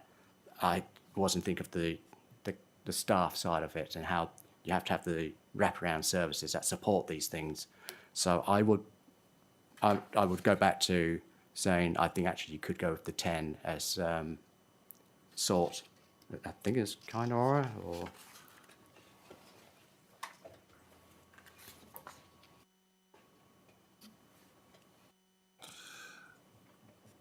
Like, let's just say that you'll confirm that. I will. But it comes back to my original question. If there's no limit on the number of household members in a normal residence, what's the difference between that and this activity, that this needs a control at all? It's a little bit, I suppose, similar to what we've been talking about in terms of retirement villages. They are formed residential accommodation, but they're not the same as general housing. There are characteristics that are different And those characteristics are? in terms of the level of supported residential care activity will capture a lot of types of levels of care within that. And it's trying to maintain the scale of it so that it doesn't, without a consent process, become out of kilter with general housing environment. Is it the staff coming in and out that's the difference? There'll be the equivalent. There will be staff coming in and out. Is that the general level of activity associated or potentially associated with these activities that that begin to separate them away from what called the general housing characteristics. Yes, because I'm thinking of you're a large household full of teenagers and multiple cars on the front lawn. You're sort of starting to get, what's it? Or on the street. And sort of, is there a material difference? And It's one of these things where there will be, I suppose, the exceptions in terms of number of people living in a general house, their activities, etc. But I don't think that should be what determines the environment that you're sort of planning for. That's down to behaviour or something. the going to home businesses on 172. All right. What's the definition of a home business, and does it include someone who has a home office that either that's their only business, or as an adjunct to a business or an office at some other location?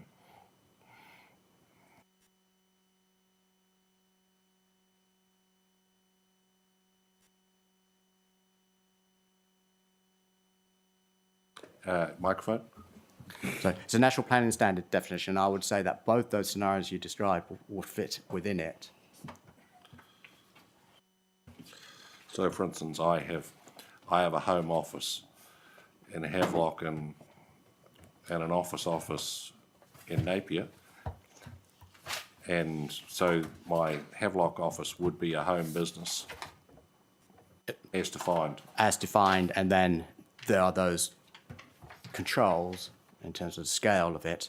But yes, I would say you would fall within that definition. Yeah, so incidental to the Commissioner Williams just give me the definition. Incidental to the use of the site for a residential activity. Yes, so it could be, and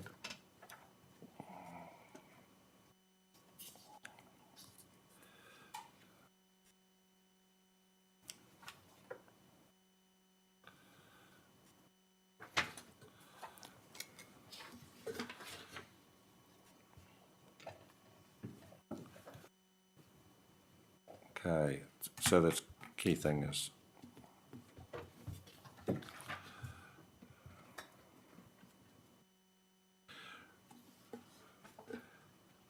going on to 174, paragraph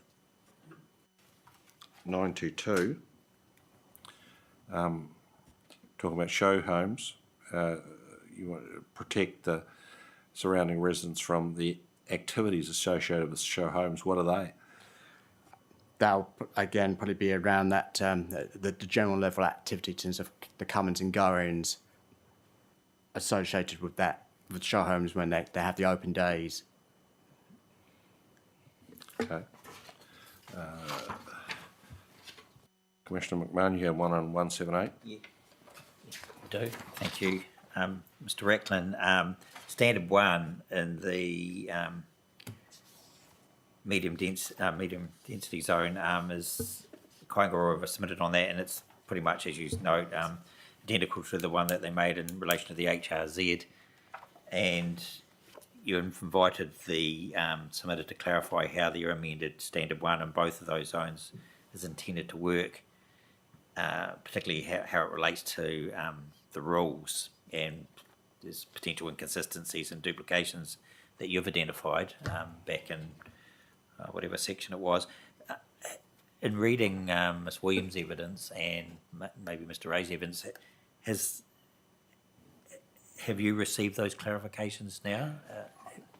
When I looked at particularly Ms. Williams' evidence, my message that I took away was that they accept my recommendation. Okay.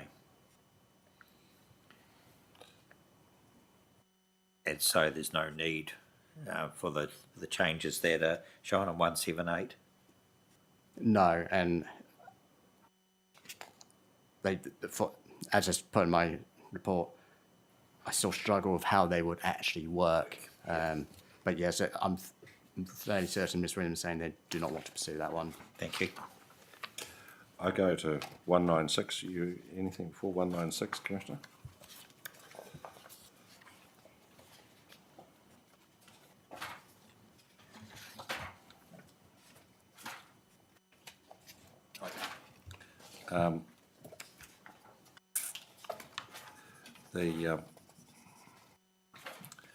This is about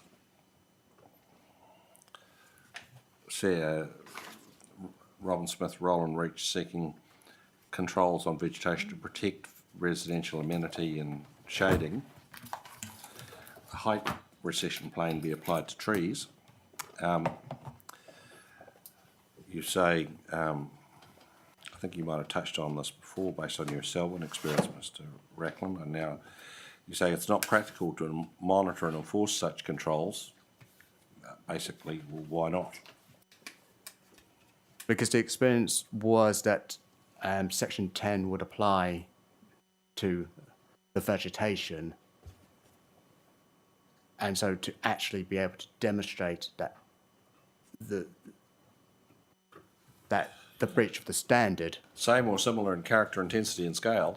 So exactly. So someone would have to be able to demonstrate what has changed. And as I said, the Selwyn experience was, it was never used. You just couldn't do it. That's all I had, Commissioner. I think that we're back to the commercial rezoning, but we should stop and have a cup of tea, and farewell, Mr. Bricker, and thank him for his assistance. So we'll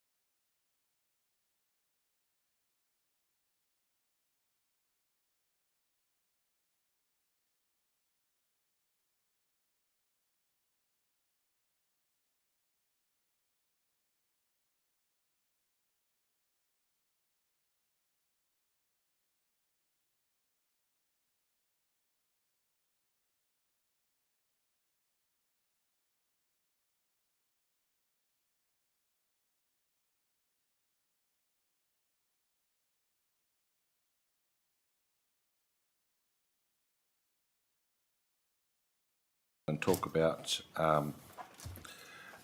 commercial rezonings, either from or to a commercial zone. Well, Commissioners, does anyone have any further questions? We've talked already about the large format retail zone as notified, the advice we've had from out of the joint witness statement from the urban designers and where Mr. Rackland's landed as a result. Does anyone want to pursue that further?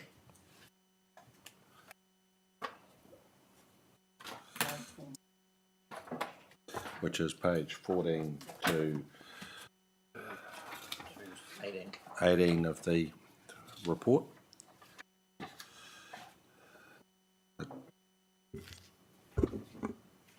Yes, Mr. Rackman, it continues. On the figure 1 on page 15 of the 42A,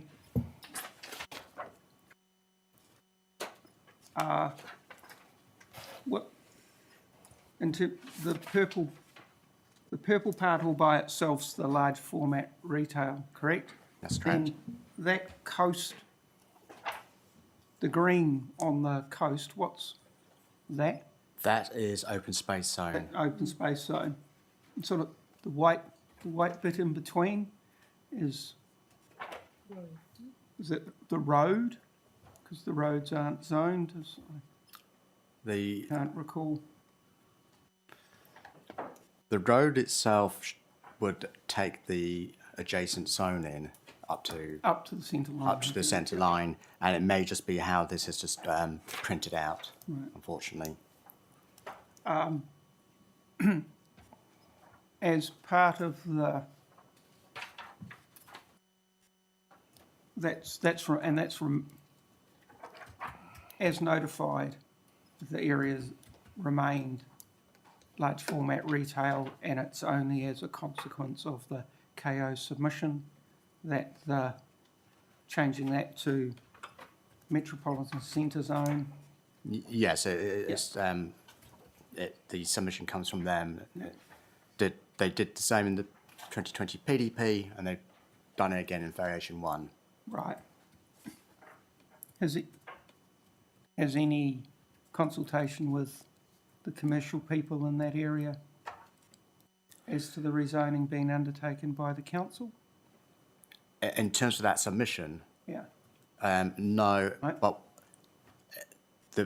obviously the submissions would have been available in the normal sense as Yes, in the yeah, Schedule yeah. 1 process, but any targeted, no, not for that.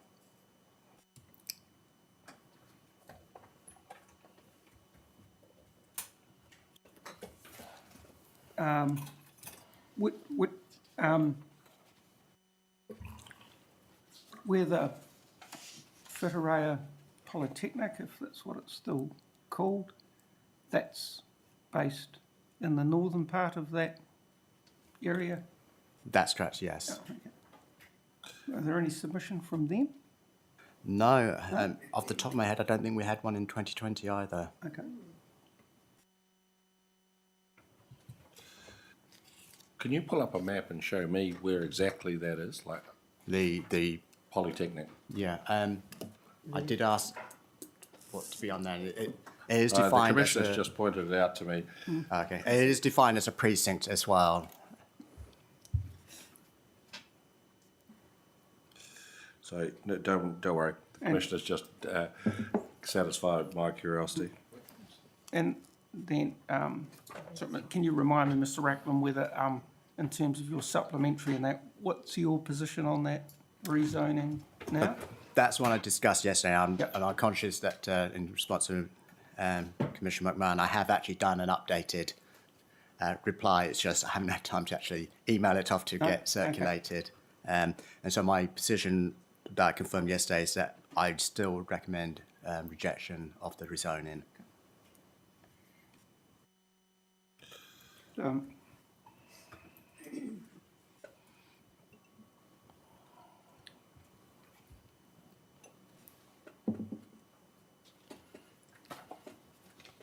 In terms of the questions that Commissioner McMahon asked regarding the percentages and that,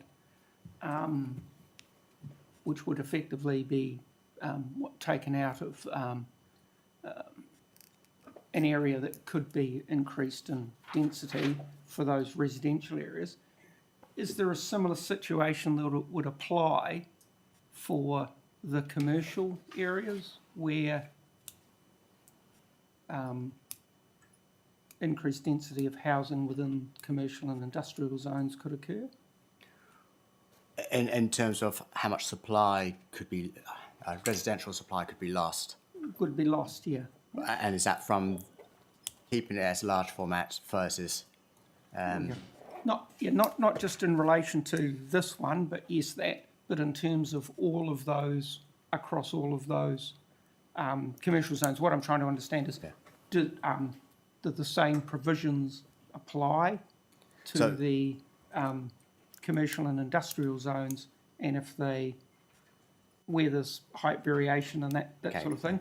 And then if so, almost the opposite way, is there any effect that There- we could have quantified in the same way that Commissioner so McMahon there asked? are, and I think it's up in, there's a couple of sites in the mixed-use zone and at the local centre zone, which are affected by the historic heritage site variation control.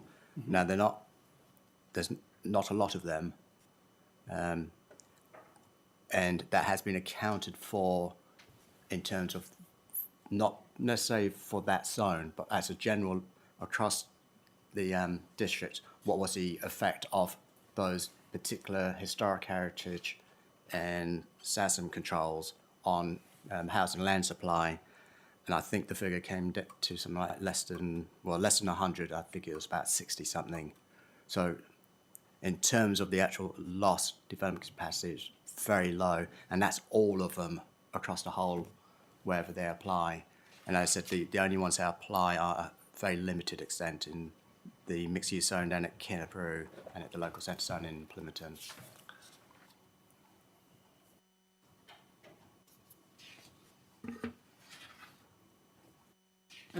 At the risk you've already answered this, I'm going to ask it anyway. If that area was to be rezoned to MCR, the large format retail, where would the large format retail people shift to? Where would that be provided within the current plan So- that's before us, and the plan variation and all that? So currently, under the notified provisions of the Metropolitan Centre Zone, large format retail is a restricted discretionary activity. But one of my recommendations in my supplementary is to make large format retail a permitted activity in the Metropolitan Centre Zone. So I suppose there's two answers to that. One is, if you don't accept my recommendation and it just stays as a restricted discretionary activity, so those uses could continue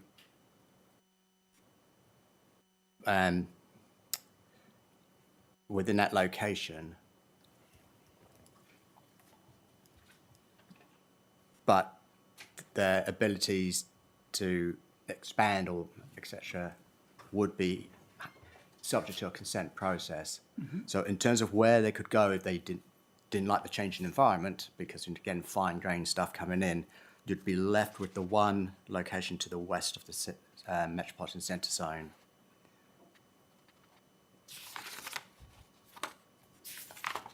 That's the Bunnings Bank, isn't it? That's Bunnings Bank up that way. So that would then become the sole resource.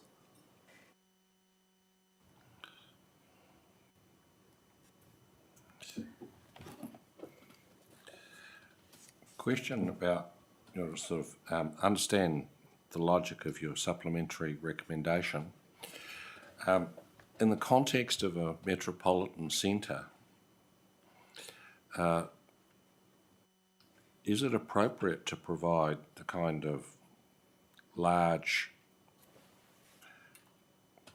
car parking areas at grade that is typical for large format retail?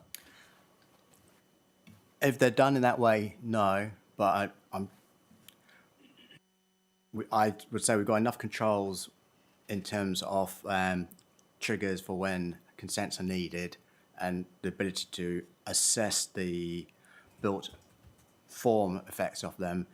There's also a car parking standard, which says car parking has to be to the side or to the rear, i.e. at a site. So whether a large format retail activity would want to locate in those circumstances is one thing, but I don't think that a metropolitan centre zone is alien to a large format retail. You do get them in centres, and they can be integrated within the urban form. I suppose we were used to their business model of what you've described as being these large mono-slab buildings surrounded by a lot of car parking.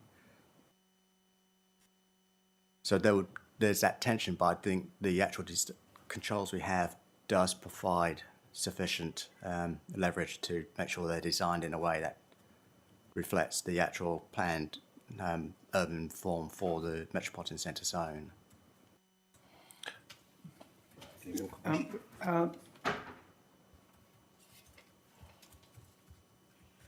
In the current large format retail, what is is residential permitted, or at what level does it trigger a consent within that area? It's permitted up to 3 units, and then it triggers the residential part of the design guide for the large format retail zone.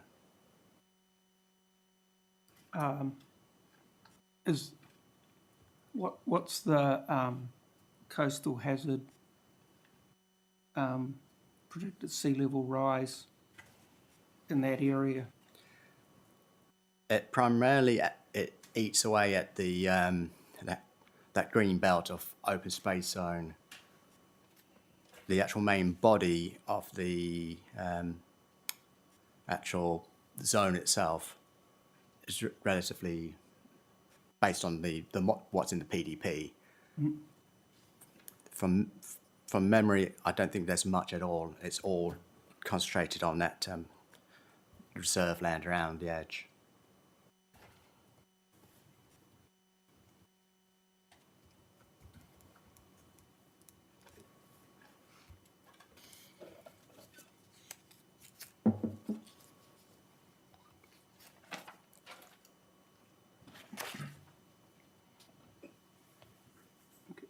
Finished on that one.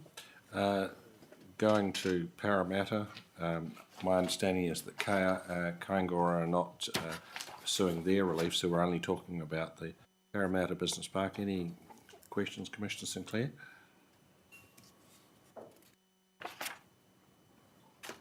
That's the one on page 19, right? Yes. Yep. Sure.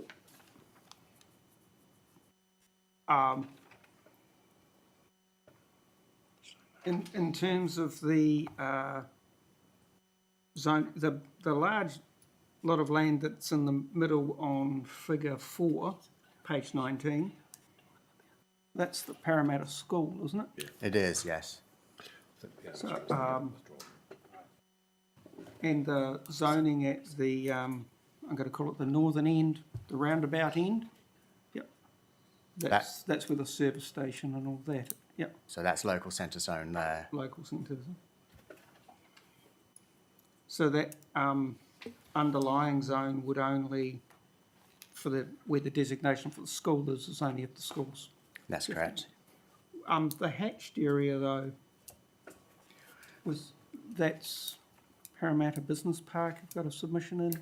So we've got a submission on all of that hatched area to say that's what they want rezoned. I would say that in their planners' evidence, they have suggested the alternative being just a single property next to the local centre zone, the southern part of the local centre zone, so that one down that end. Now, at the time I was during this process, I haven't been able to get back out there to see whether that one property has more potential rather than the whole block of houses, which is what their submission sought. As I said, their alternative relief in their evidence does now tend to suggest they're just looking for the one, which I believe is the one they own. What's currently on that land? From my memory, that certainly the bulk of them are all residential. I thought that property was a residential property, but I'd have to go back out and double check whether that one single property is still residential or is there some sort of commercial activity taking place in there. Okay, I think the follow-up then is we ask you to comment further on that single property. I understand, given you spending all your waking moments dealing with our questions on other matters that you haven't had time to go out there.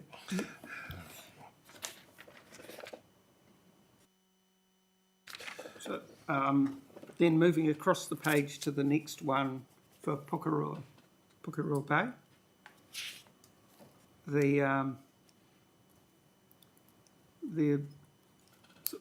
The existing one is just the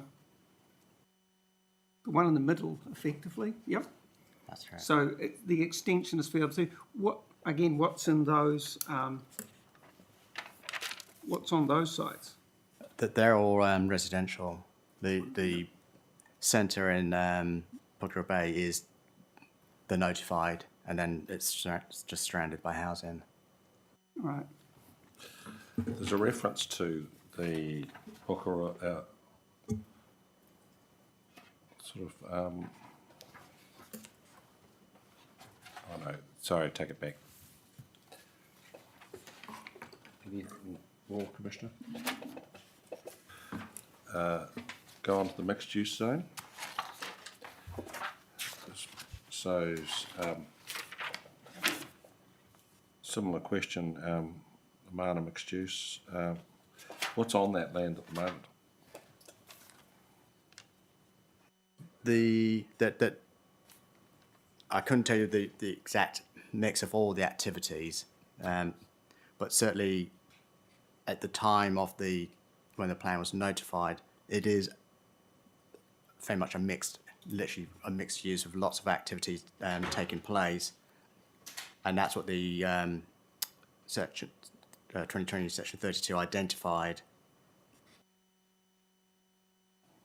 That they, as I said, reflects a non-residential character and the range of activities that are already taking place there. So the indication is that there's a very wide range of activities in there taking place, and hence why the mixed-use zone has worked. I've also made the comment that it's not a natural local centre zone, the way where it's located in terms of its residential catchment is basically all on one side to the north.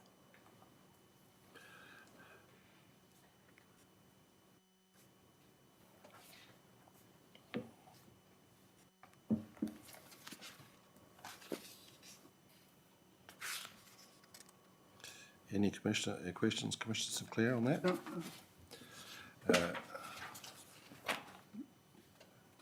Going to No, next one, 7.5. Figure 7.5, page 25. yes, while we're on that,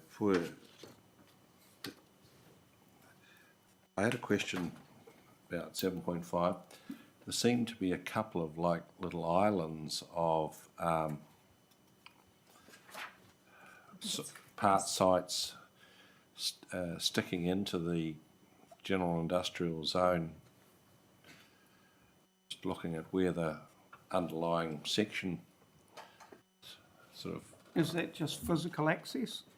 I think the Commissioner's referring to on the left-hand Yeah, so side on there. the left where it comes out to that little dog leg to cul-de-sac. Dog leg, or sort of an arm sticking out.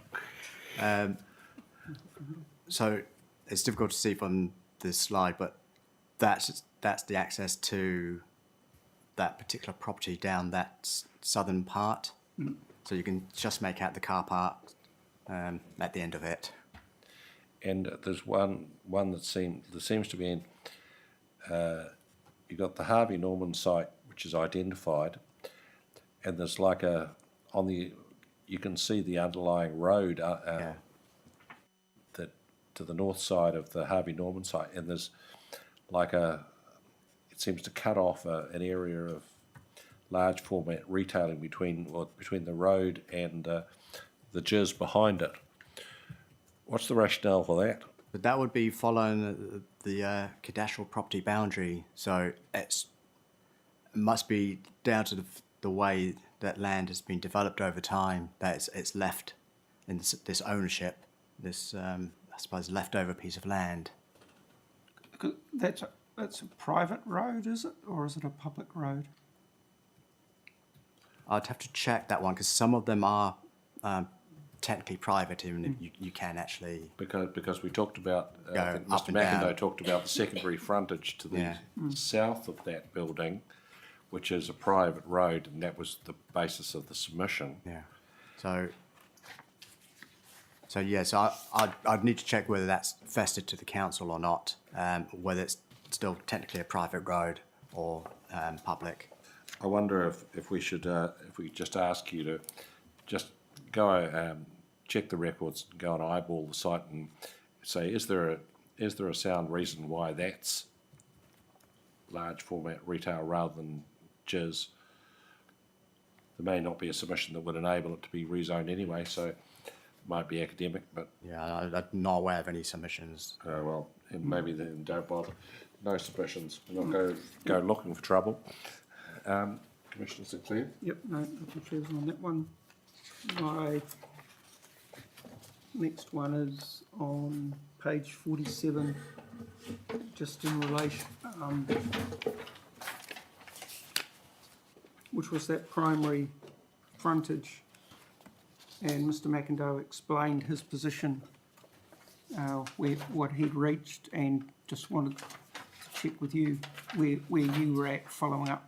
What page was on that, please? Page 47. Oh, 47. This is the figure 33, the New World at Whitby, the frontage 47. on So, that. so that was something that I was asked yesterday, might be Monday.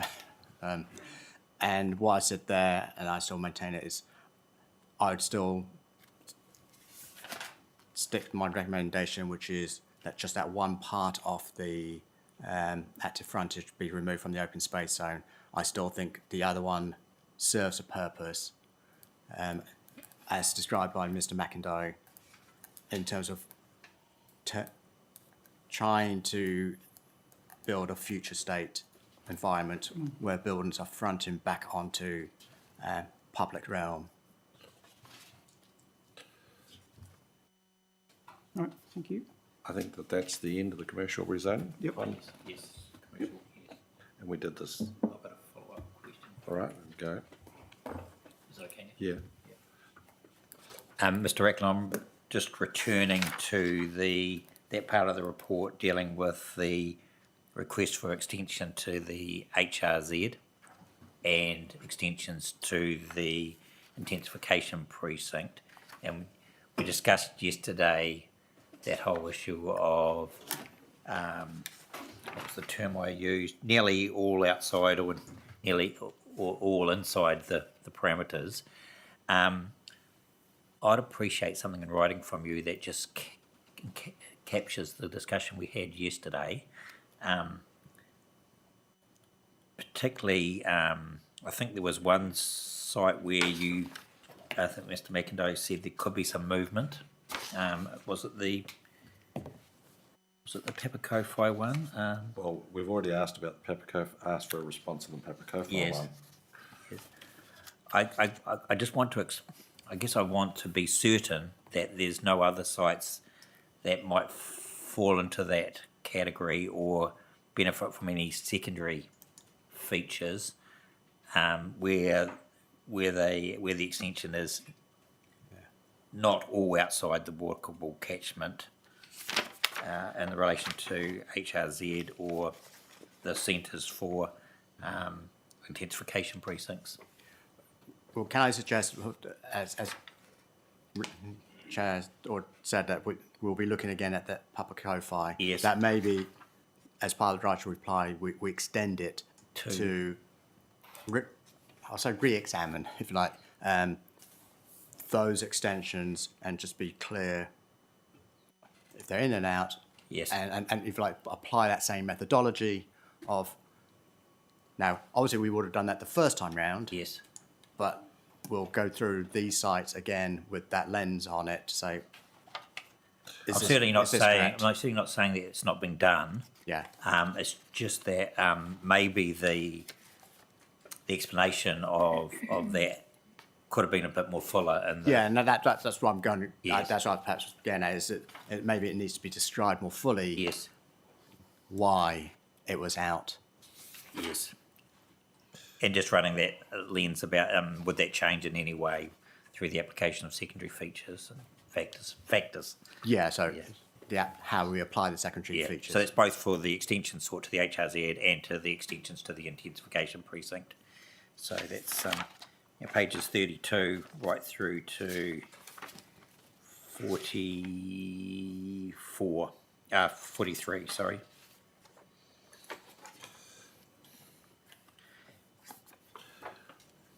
Thank you. I think that's it in relation to the residential zone planning maps and general topic 42A report.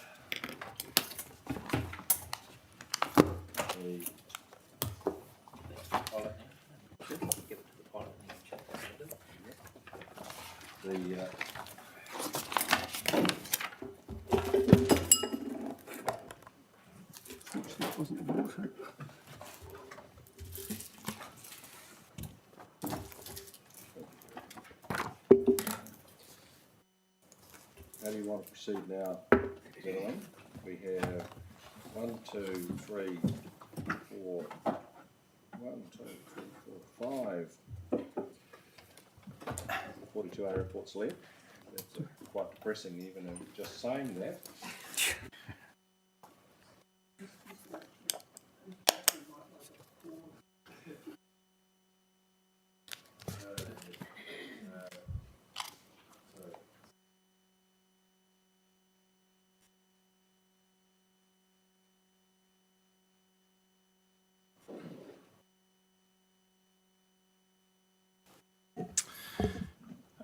Well, Commissioners, I have 3 of those. So, as I'm the large majority, we may want to progress through some of these. And some of these are actually quite short reports, so it might be good to start with those. At my end, I've got district-wide. I suggest we leave things in R&Z for the moment, or we could start with the fuzz hospital zone and open space zone. Okay.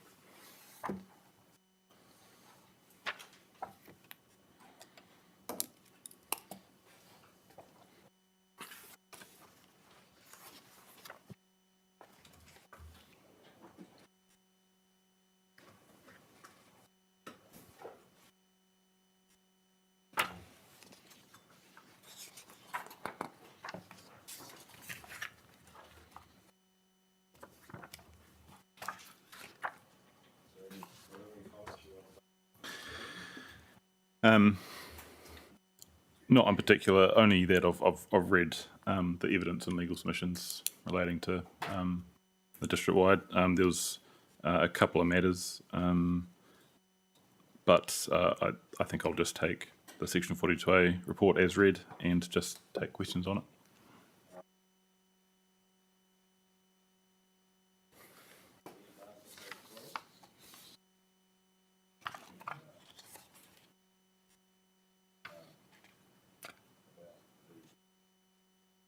I'm sorry, Chair, is your microphone? Good point.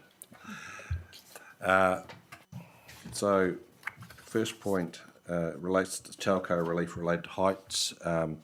You're recommending amending the standard. Question, is there a scope issue about amending it in relation to zones that aren't the subject of variation? Yes, I did think about this, and the amendments proposed through Variation 1 were quite targeted to the urban zones, whereas, yes, I suppose you've recognised in my Section 42A recommended amendments of included the other parts of that standard, which relate to some of the other zones. I think, in my mind, it was a minor amendment. I suppose the scope issue could be argued, but I don't think it's affecting any natural justice issues or anything like that. So it might be something. I think we had, as you mentioned, the cut and paste wording of it might be something that you might want to consider as through clause 99 as a Well, matter I suppose the problem is that if it's not on an urban zone, then it's not part of the IPI. So that additional power doesn't apply. So it's either a minor correction or bust. Yeah, I think it's a minor correction. It's I don't think there's any any effects would be negligible from including that exclusion. Would the exception to that be, though, if there could be a connection drawn between provision of telecommunications and implementing one of the mandatory outcomes? We might have to ask the telcos that. Like, I know that, as we found out in Hawke's Bay, if all the rural cell site towers are down and without power, there's not a lot of mobile coverage Correct. anywhere. So we'll ask Mr. McGarrison that question. I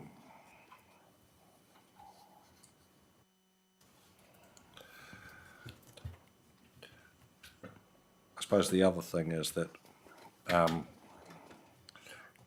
if you're talking about a rural or a rural lifestyle zone, they haven't been upzoned, so they're going to be no higher than they ever were. So that's so the need for additional height on your cell phone tower is probably correspondingly less. Well, that won't have changed. No, so the height limit set in that standard 3 hasn't changed for those zones. I think it was just recognising that the lightning rod may need to be on, for functional purposes, I suppose, would be at the top of any such tower. So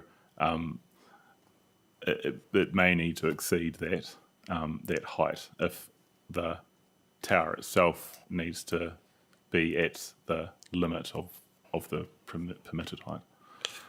But the bottom line is we need to ask the telcos. I think so, yeah.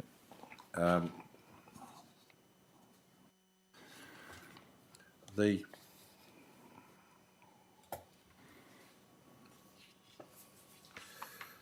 paragraph, page 13, you comment that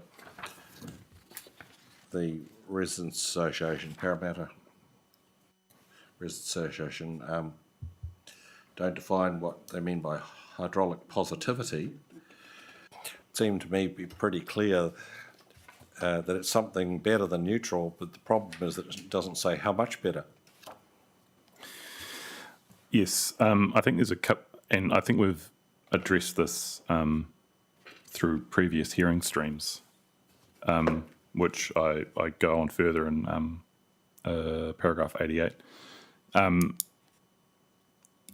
You're correct, they haven't defined how much better, and I question what that better actually is, and what is trying to be achieved through positivity. In the district plan, the hydraulic neutrality is clearly defined, and I think we've discussed that in previous hearing teams as well, and there might be some amendments through my Section 42 report for those hearing streams. But yes, I'm not clear on what is actually sought to be achieved through hydraulic positivity, and I think in those other hearing streams I noted that particularly for freshwater systems, they're very complex, and while it may be well-meaning to have policy or other provisions within the district plan trying to achieve better environmental outcomes, we need to be clear on what what that outcome actually is and how it's to be achieved. So I think I'm in the same position in responding to this submission point. Okay, going to page 19.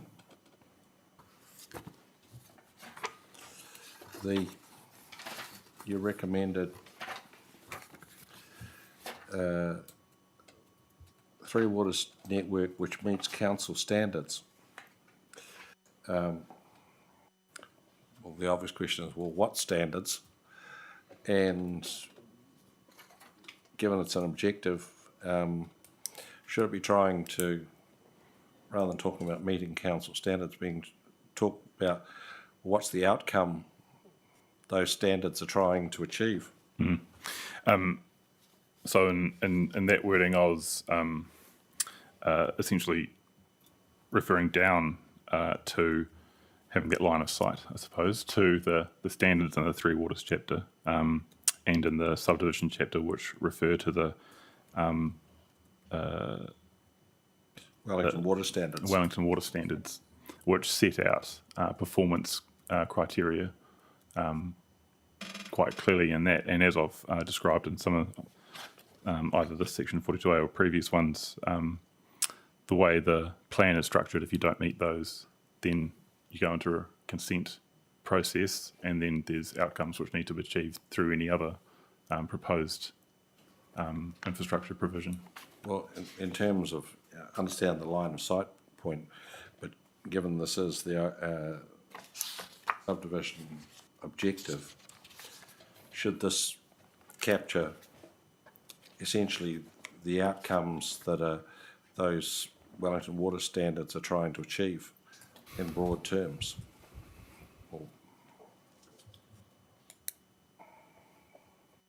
I can certainly see your point in trying to articulate the outcome sought, which is obviously the point of having an objective. Trying to summarise those performance criteria in the Wellington Water Standards might be challenging in the context of an objective. Mr. Smith, I recall that during the Three Waters hearing 4, that we also asked you questions about this, and in relation to if it's the standards at the time that the plan was notified. Have those standards whatever changed since then? I believe at that point in time, a revised version had been, I don't think it's a legal notification, but notified and were available. I believe now there's an updated version, so those changes have now been incorporated into, I think, a 2021 standard. I think a discussion at that point in time was that it'd probably be a plan change process to update the PDP, or if it becomes operative, to update the plan through a plan change to incorporate the new standards. Okay, thank you. I suppose the way I should perhaps leave it is, accept that it's a drafting challenge. I think you agree that conceptually it would be preferable to be specifying the outcome, and I wonder if we just leave it that you might think about how you could do that in a couple of lines, because that's all you'd want in an objective. And if the answer is it's simply not possible, then come back and tell us that. Yes, I'll turn my mind to whether I can draft an appropriate wording for the objective.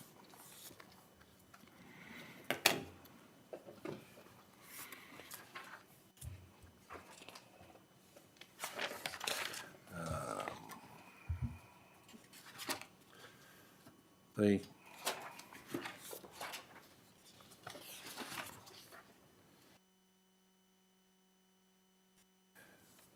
I was trying to understand the next one, subdivision standard 1, trying to understand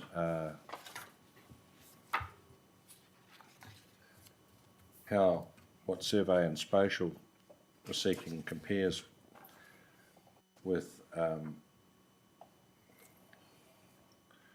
what's in the plan, and of course we now have the variation over the top altering these things. So can you give me a sense of what are we saying, like seeking, well, this was original PDP submission, seeking smaller minimum allotment size, sizes and shapes. What they're seeking is saying 300 squares, 8 by 12, or 208 by 10. What's in the MDRS? The MDRS doesn't set any minimum allotment size. It refers to, and this is what we've incorporated through variation 1 into the subdivision rules. It requires that no minimum allotment size where there's existing development or there is a resource consent attached to the subdivision consent that sets out what is going to be developed there, which essentially it's a non-vacant allotment is created. So there's no minimum allotment size for that. What it does say, and I don't have it in front of me, so I think it's around clause 5, is that the subdivision provisions need to be consistent with the level of development provided for through the MDRS. What does that actually mean? It's a very good question. Something that we were grappling with.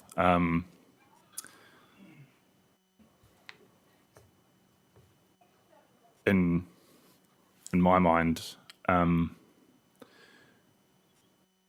MDRS enables 3 residential units on an allotment. I believe that councils have taken various approaches to minimum subdivision size, allotment size.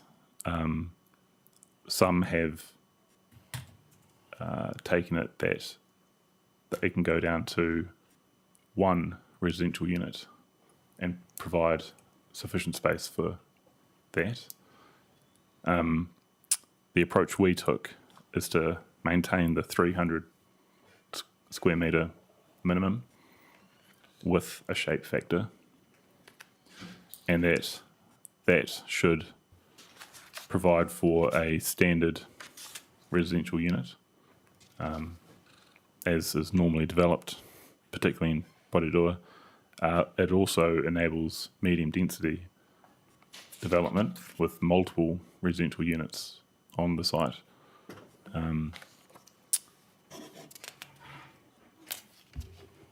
So I suppose taking it back to what Survey and Spatial were seeking with smaller residential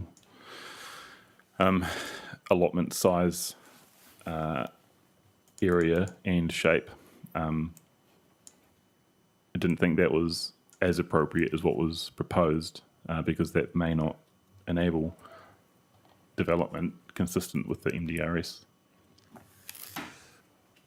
Is the punchline that if you enable small units, you'll preclude multiple units, which is contrary to the intent of the...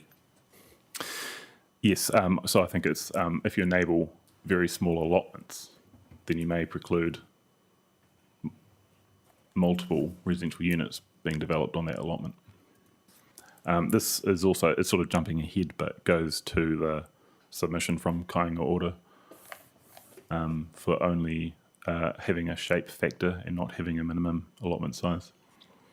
a similar discussion.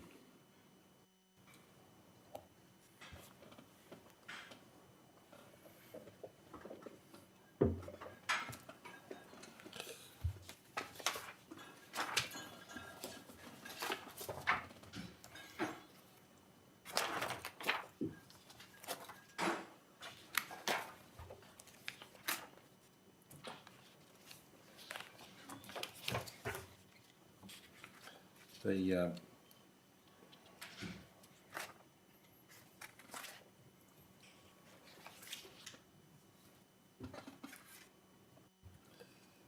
so yeah, snap on paragraph 173 is the very question talking about the very issue you just mentioned, the KO submission, and you say that the potential is for vacant allotments not of sufficient size to accompany an appropriately sized residential unit. Can you give us an illustration, a scenario where that might occur? And if you and if one doesn't immediately occur to you, then if you come back to us on that basis, like rather than sit here trying to I suppose pluck something out of thin air. The challenge I have with responding to this particular submission is it's all sort of quite speculative. You could argue that you could go down to an extremely small residential unit with no parking, and that would be okay, but it may not actually achieve good outcomes or a well-functioning urban environment. I note in the Kāinga Order submission it referred to the Tauranga plan change to provide for MPSUD, where they incorporated only a shape factor and a shape factor size that was what they were recommending.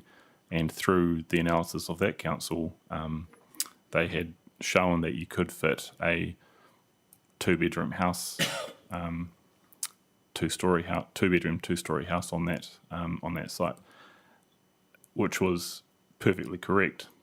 But looking at the architectural drawings that they did through that analysis, I wasn't particularly convinced that it's a particularly good outcome with the design of that house. And also note, Kāinga Order referred to the Auckland Unitary Plan in getting national consistency with the shape factors, but Kāinga Order did not mention the number of other areas that were excluded from those areas, including, I believe, yards. Including what? The yard? Yard, which has a significant impact on what can actually be developed on that site. So I think what we've proposed, in my mind, is, what was in variation 1 with the 300 square metre minimum allotment size, and then the changes relating to the shape factor of what is excluded from that sets a standard that is consistent with the MDRS and also will achieve the well-functioning urban environment.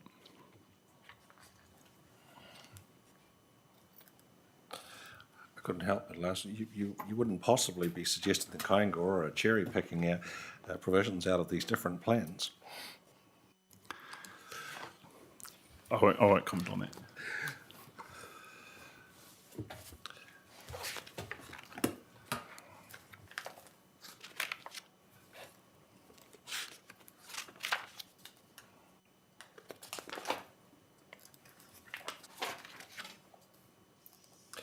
Um, 212,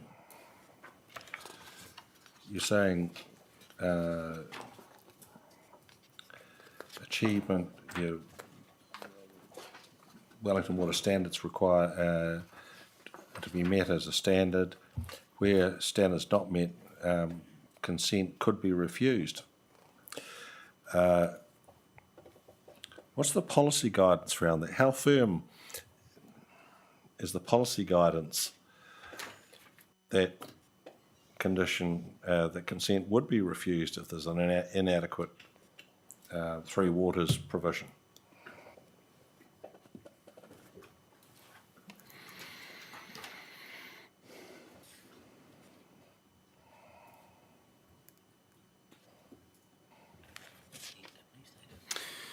Well, For a start, what's the activity standard as the Commissioner's just mentioned?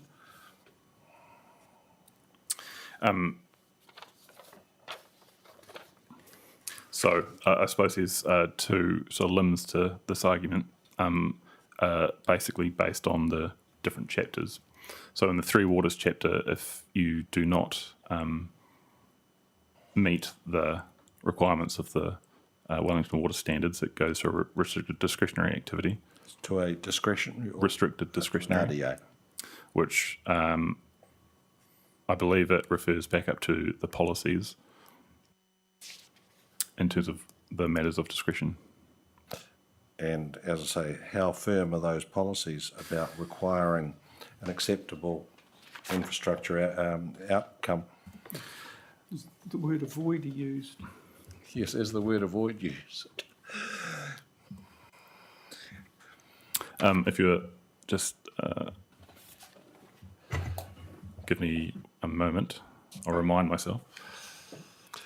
Oh, Mr. Smeaton, I thought you'd memorised all of those policies.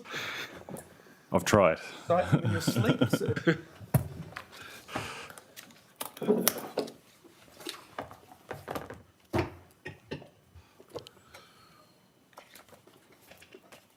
Probably not in there, hasn't changed.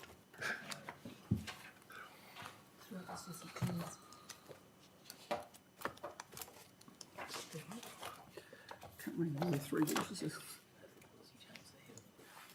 Yes, well, So I'm looking at Three Waters Policy 2, which starts off require all new residential and non-residential buildings in urban zones and the areas of the settlement zone and Māori purpose zone serviced by the Three Waters Network to, 1, be serviced by the reticulated water supply, or that meet council standards at the capacity and is in place at the time of construction. So in my mind, the word at the start of that policy of require is quite strong.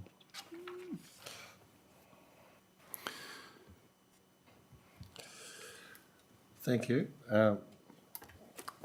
That's all I had in district-wide standards. Any other takers, Commissioners? I've got a more generic question.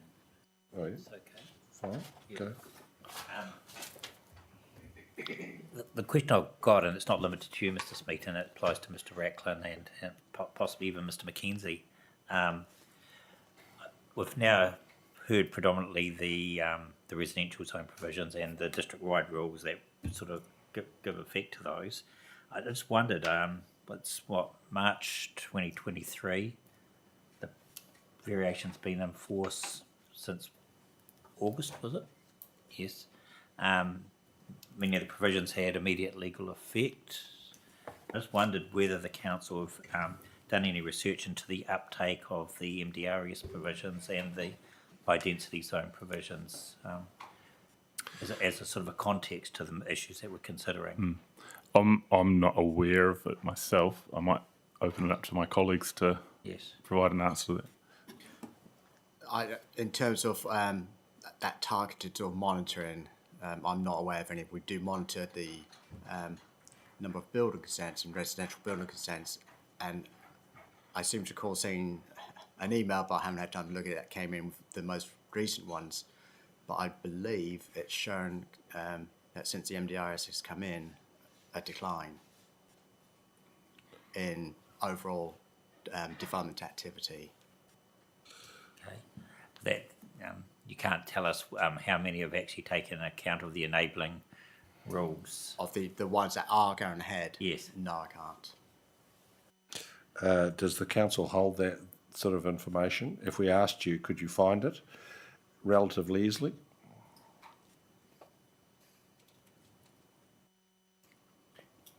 Would have to look into that, how easy it would be to extract Well, that information. I- But it's not many, so I'm thinking we could get it for you. For context, the guess amount of new builds since in the last year basically have trended downwards to very few in the last few months. So I would imagine it's a handful, but we can check with our colleagues in the resource consent team and get back to you. I wonder if we should, if we can leave it, if you can provide us, if you can source that information relatively easily, if you can provide it to us, and if you can't, tell us that you can't. Yep, we can do that. Yeah, I guess the question is not many, if any.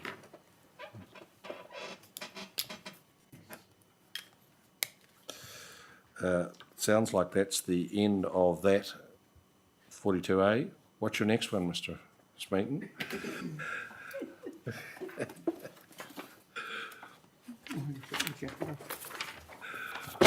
Since you're on a roll.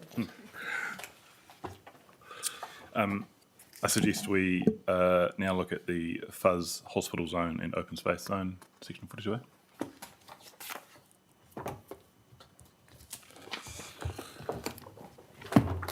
Hospital.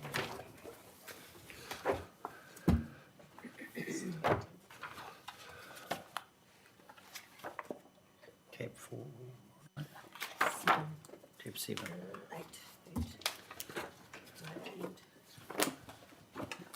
Threshold.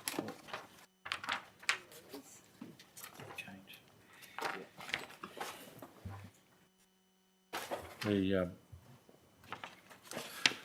I had literally only one question on this, and this goes to the open space zone, page 12.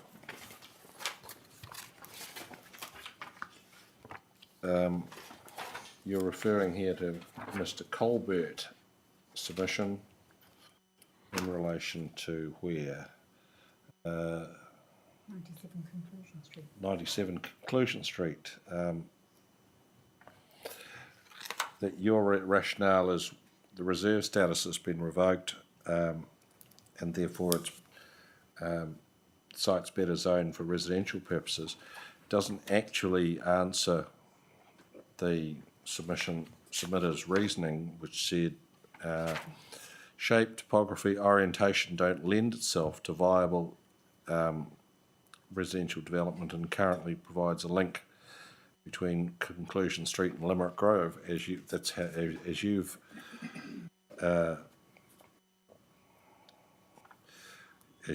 summarised it.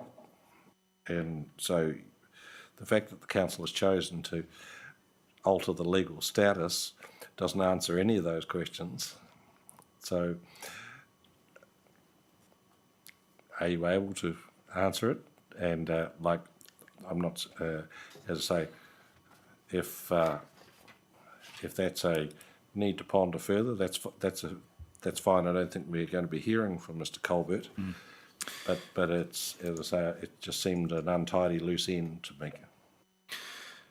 Sure. I think I'd have to go and remind myself of the site itself to respond to those particular matters. I guess I took a reasonably simplistic view in supporting the rezoning report, which was actually a reasonably comprehensive report that was provided at the notification of the PDP.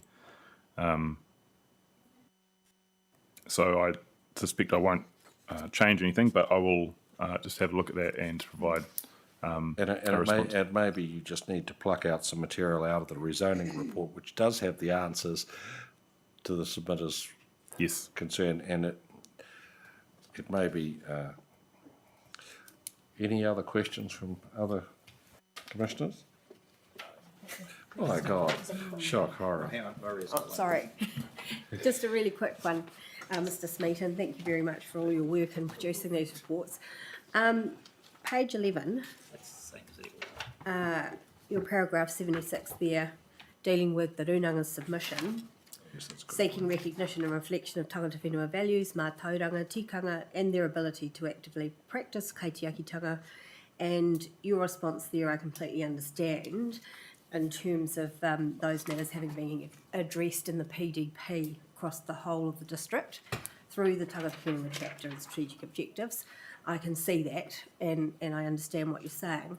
But I gather that Runanga is really seeking a specific recognition, I guess, in the context of the hospital land, of the significant historical and cultural relationship of Ngāti Toa, and especially given the way in which the hospital land was reacquired by the Runanga through the Treaty Settlement Act and redress, and which then provided the opportunity for a commercial partnership to develop the land for residential purposes. I mean, that's the impression I get. Okay. So in that context, I was just wondering whether from your point of view, you know, it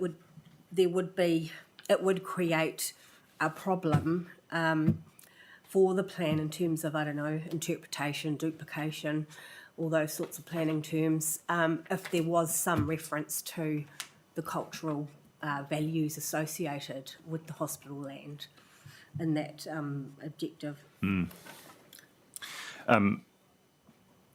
Yes, so that's, I think, a good point. I think my challenge was that wasn't articulated Yes, in the I can see submission that. itself. But I think there may be, and I can probably again ponder this a bit further as well, but whether opportunity, you know, in the introduction section to include something in that, so that wouldn't create any duplication issues, but still recognise, as you're saying, the historic and cultural associations and values associated with that land. So I think I can take it away and think about it a bit further. Well, maybe the suggestion is when you've heard the presentation from Ngāti Toa, if it gives you a few more feathers to fly with, that you might revert to it and let us know. Does that give you a better give you some ideas that you think might be viable in terms of rewording? I think that's a very good suggestion, and I think we'll do that. Before you go there, Commissioner McMahon's reminded me that since I read this, of course, we've had Mr. Hook's evidence for Silverwood. And so the question is, having had the opportunity to read Mr. Hook's evidence, does that cause you to reconsider any aspect of your recommendation at 323? No.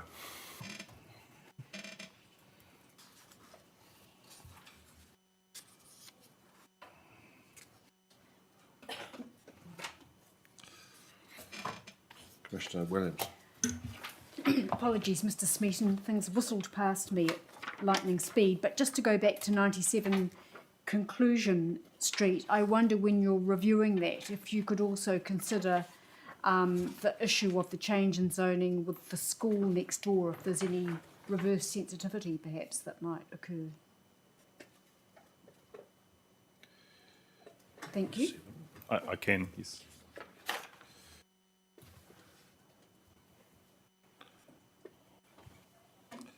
It was 87. You said 97. 91. 91. Oh, 97. 97 Conclusion Street. Oh, 97 Conclusion Street.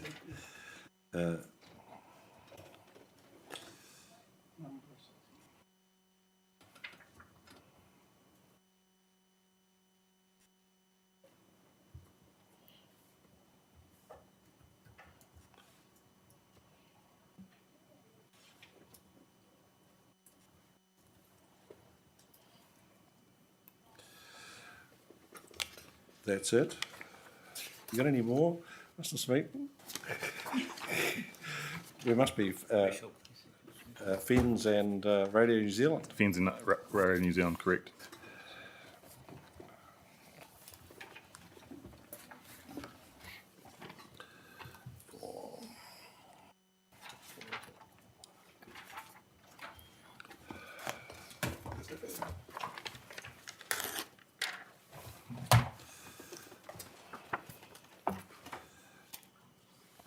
I think the first thing is that obviously in terms of late breaking news, we now have the joint witness statement from the EMF experts. So what's your interpretation of where they landed? Like, I've read it, and I think I know what they're telling me, but what's your interpretation? And obviously we're going to ask them when they show up. So my interpretation is that Mr. Gleetle, having discussed it with Mr. White, is happy that the modelling that was undertaken by RAD New Zealand is appropriate and to an appropriate standard. I think they've agreed that there is a proportional relationship to the height that should be enabled, which is proportional to the distance from the mast. They have provided two measurements to support that at the 528 and 1057 metre distances, being approximately 11 metres and 22 metres respectively. That then led to the equation of the maximum height being 11 times the distance divided by 528.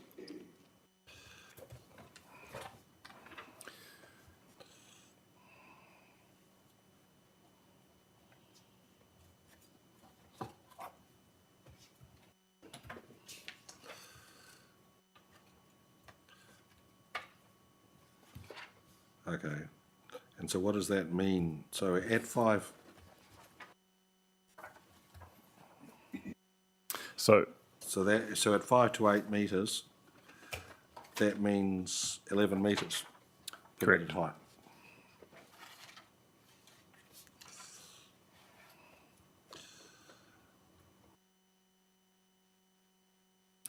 And at 1057, it means a 22 metre height limit. So, I discussed this with Mr. White and Mr. Gleetle, I think it was on Friday, it might have been Thursday, prior to the joint witness statement actually being circulated, and they explained it to me, and which took a little bit of time.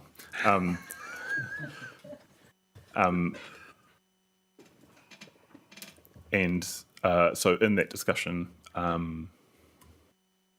I had an initial response in what my recommended provisions would be and any changes to those, which I've actually drafted up in physical copy. I haven't circulated it electronically, but I wondered if that might be helpful. Well, given that it's 12:20, it might be a good time for us to break for lunch, so we would read it over lunch and talk to you immediately afterwards. That sounds like a good idea. So do I hand that to the hearing administrator?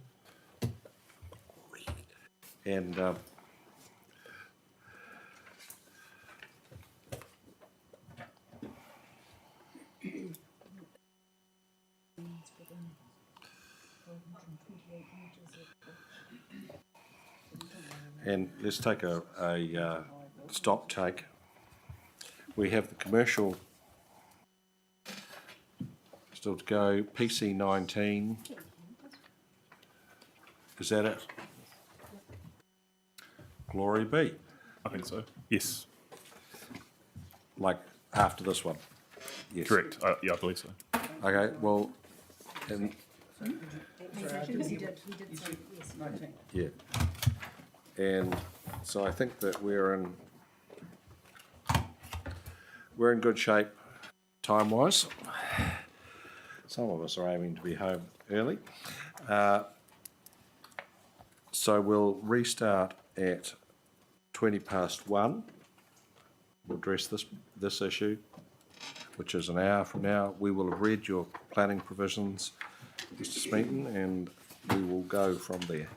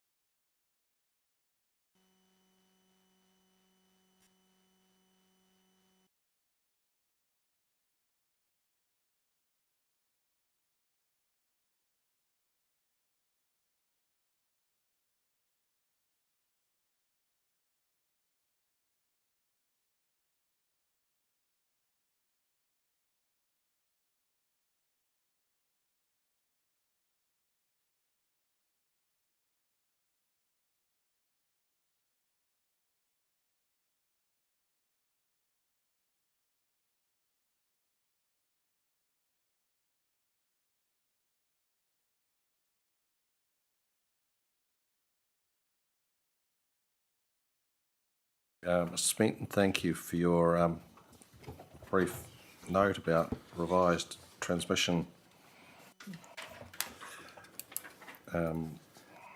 planning, radio transmission planning processes. Turning to your map at the last page of these two suggested high control areas, Yes. there are two gaps there, and I'm wondering what they were. There's one on the edge of the area A, and there's one on the edge of area B. Correct. Those are open space zone. So in my section 42A, I outlined that the height limit within that zone is 8 metres. There is an exception to the height limit which relates to, I think it's light poles. But my consideration of that was that any poles there would be put up by the council as owner of the land, and therefore we would go through a proper process with RNZ, and we didn't need the high control area to cover those areas. I was going to ask you if council workers, wasn't a problem if the council workers got zapped with EMFs? I think as Radio New Zealand has outlined in some of their evidence, they do work closely with a lot of different construction or infrastructure providers. So I think council would be included with that, and since it's within our plan anyway, we would be conscious of it as a matter to be addressed. The second question is, I understand how the formula works. Did you give consideration to a series of arcs within area A, convert the formula to a specific height limit within a series of concentric arcs? Yes, so that was something that I discussed the other day with Mr. Glettel and Mr. White as to whether we could implement it through different options. Through that discussion, I outlined to them that the reason I liked my previous provisions were that they were quite simple, quite easy to implement. And that could also be the case, I suppose, in what you're suggesting in a number of different areas. In discussion through that, I thought to achieve that would probably have to get 5 or 6 probably different areas, which I thought was starting to get a bit complicated and a bit hard to implement at this sort of scale. While noting that it would be on a GIS mapping base, so you could, it would be reasonably easy to see that online. But just sort of going back, I kind of wanted to keep these provisions reasonably straightforward, and having too many areas I thought would complicate things a bit too much. Because presumably you need to be at like, there'd be one height limit, 450 to 500 metres, another height limit, So something like that, yes. Yeah. 400 to 450, and another height limit. And you'd probably want to have the distance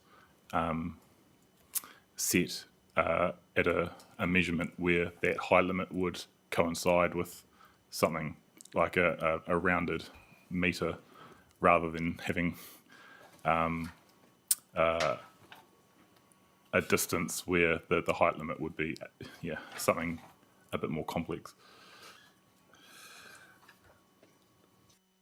And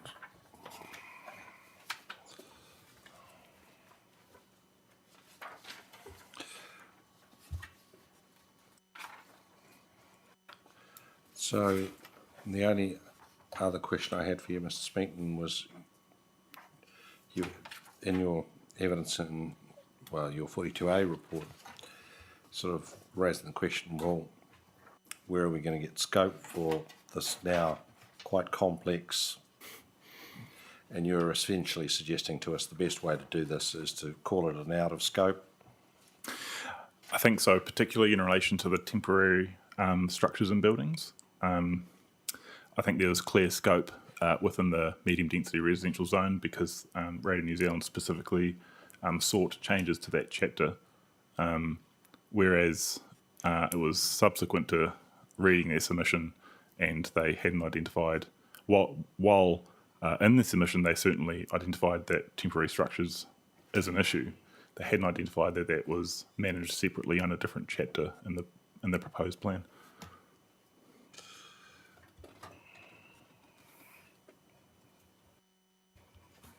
So it's partly out of scope as it relates to temporary, but you're comfortable it's in scope for the MDRS. Like it's a different way to achieve the same outcome that Radio New Zealand is seeking. Yes, I think so. And so I think certainly in scope for medium density residential zone, and then potentially out of scope for the neighbourhood centre zone, and out of scope for the temporary activities. So it's potentially out of scope for the neighbourhood. Yes, I think that's a... And definitely an issue for temporary. Yes, I think neighbourhood centre is a slightly greyer area.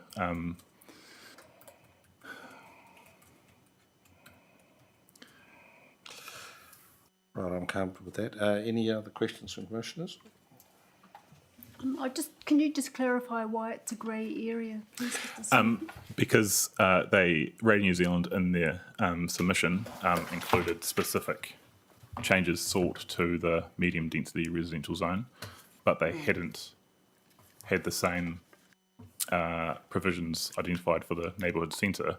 But in my mind, it carried across a bit more directly because it's a zone-based chapter as opposed to the temporary activities, which is a district-wide chapter.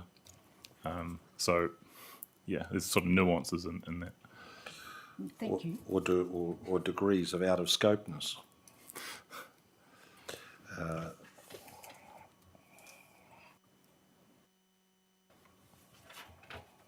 Any other questions on Radio New Zealand?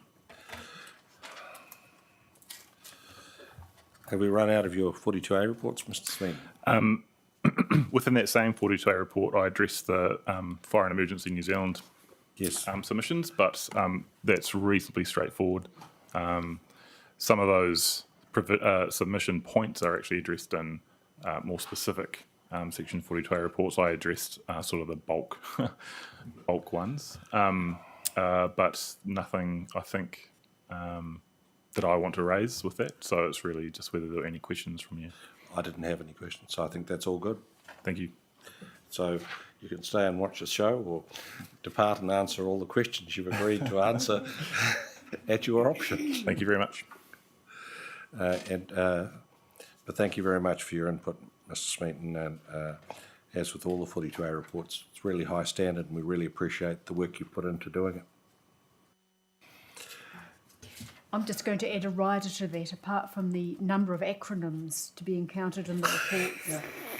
I had to produce my own table to navigate my way around. So I don't know that I'm better informed now than I was before. But we do, in fact, have a table at the start of the Section 42A, in all of the Section 42A reports addressing the acronyms. But it's incomplete. it doesn't accommodate any of the zoning acronyms. Acronyms. Or the submission acronyms, Or even a PED shed. Gentlemen, I think, would you like to flip a coin as to which is next?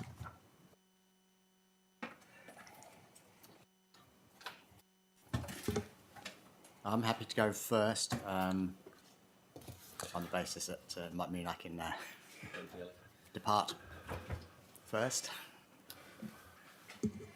Right, commercial zones, it is.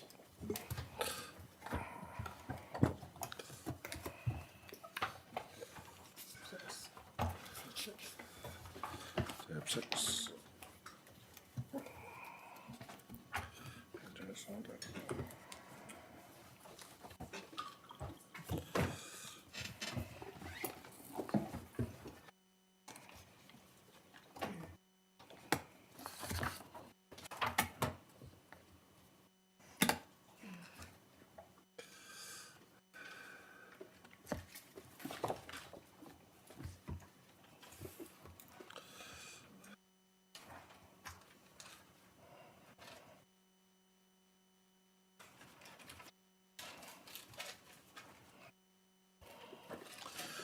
Okay,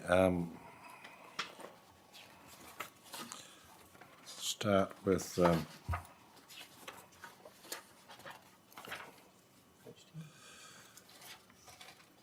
introduction on 9 and 10. Any questions? Silence is golden. Section 3.3, centres hierarchy in the distribution of business activities. Just before Mark asks the question, I just wondered whether you could just briefly remind us, Mr. Eklund, of the centres hierarchy that's underpinning this chapter. Couple of some commissioners here are on the Wellington one, and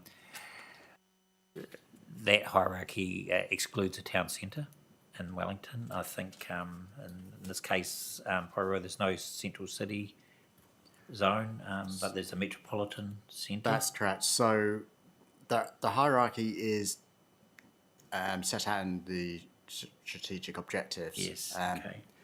But in simple terms, at the top is the metropolitan centre zone.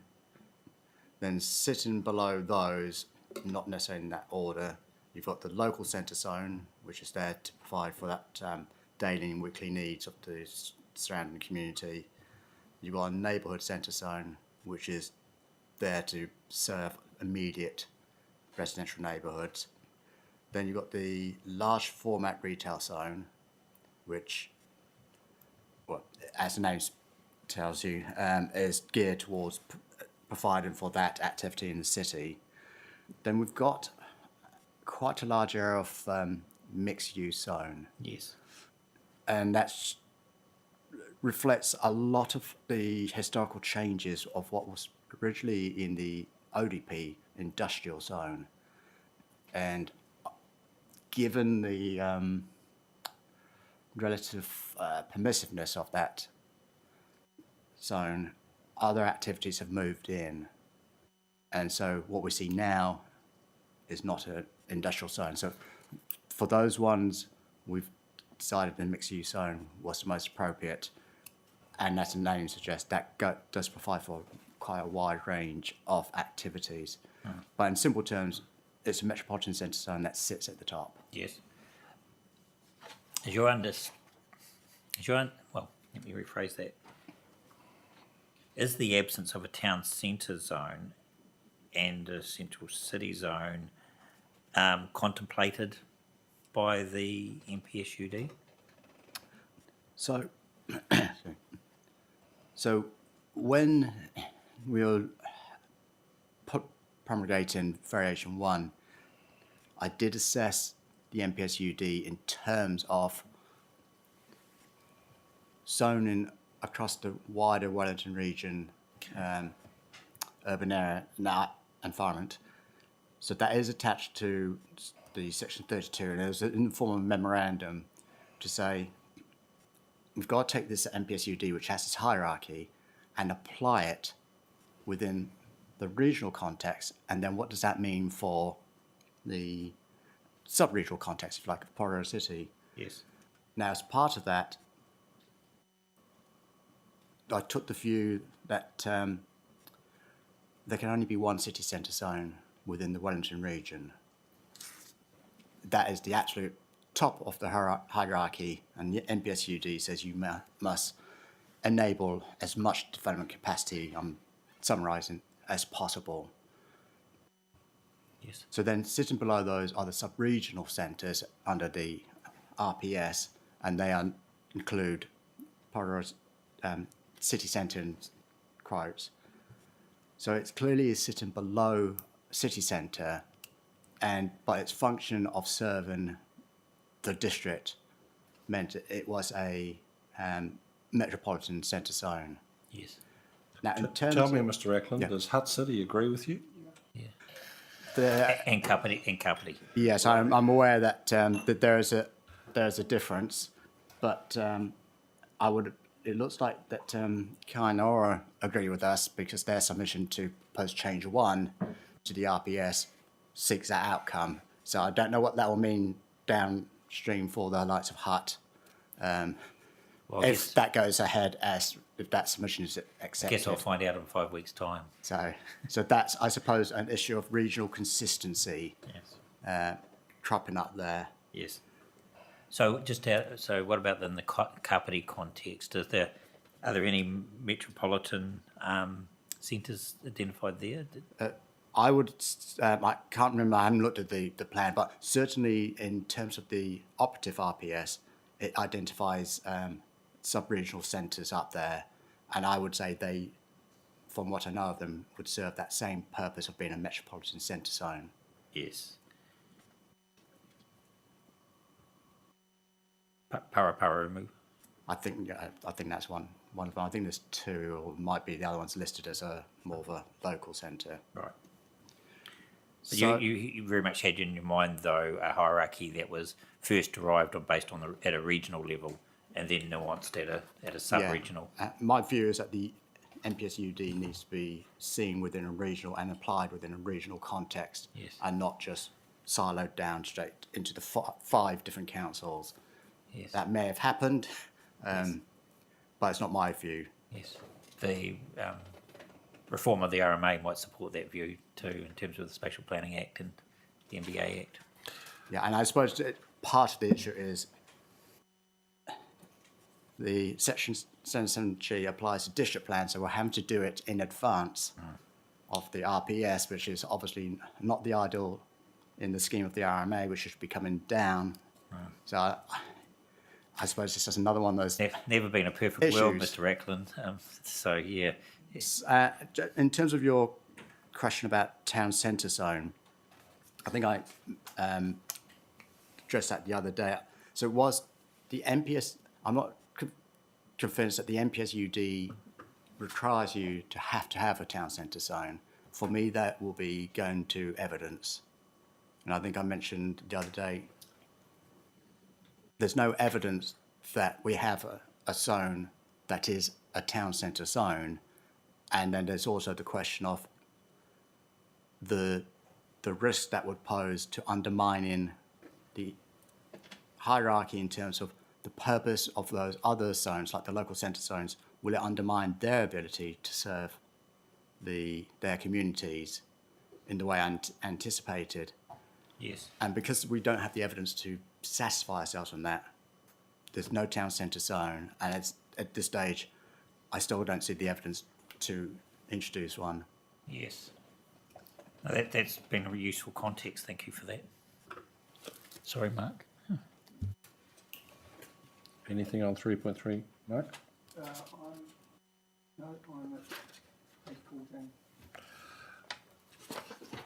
The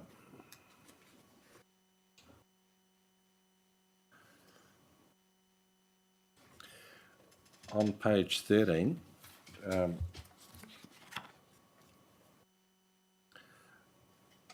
Mr. Ackland, could you explain your logic in the second paragraph of section 32 analysis quoted at paragraph 79? Like, I can understand the point about local centres, that's pretty obvious. But retirement villages are discretionary activities in the large format retail zone due to more vehicle focused character of the area. Like, why is it like, is a retirement village inconsistent with that? It's the intrinsic character of a large format retail zone and the nature of it, how compatible that is having a retirement village located within it. What effect would that have on the land uses in terms of compatibility, and does it risk pushing the large format out instead? So the idea being that we steer them towards residential zones, we steer them towards, by the restricted discretionary activity status, into places like the metropolitan centre zone. Not that given the density in there. And what I heard the other day, I didn't hear them talk about, if you like, city centre retirement villages. So I'm not unsure of what they actually would be compared to the ones I'm used to, which is the quite large footprint ones. So the intent is to push them towards those centres that would better support them, and also reflect the idea that somewhere like the Metropolitan Centre Zone is intended to be, I use the term, a mixed use, to have a wide range of activities, which I would say is different from the large format retail zone. And you're also, in 81, you're raising the question about the structure of the rule framework that the retirement RVA is looking for, and saying it's a bit odd having RDA under the building and structure rules, but the retirement village activity is provided through a permitted activity status. And I was thinking, well,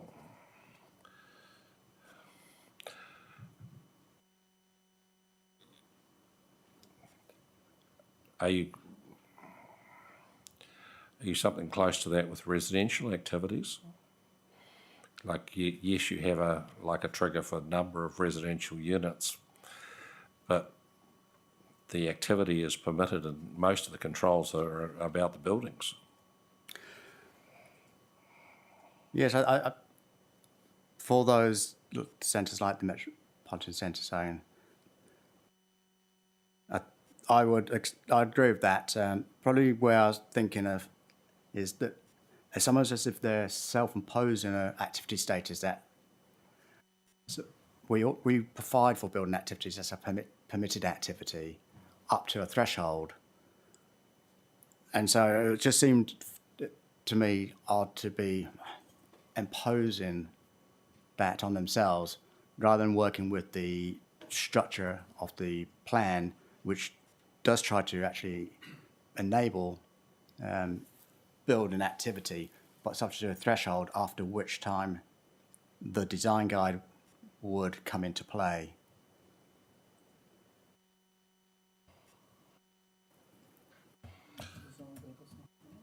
Well, I was going to say exactly the same. The commissioners saying, well, the design guide doesn't come into play for retirement villages.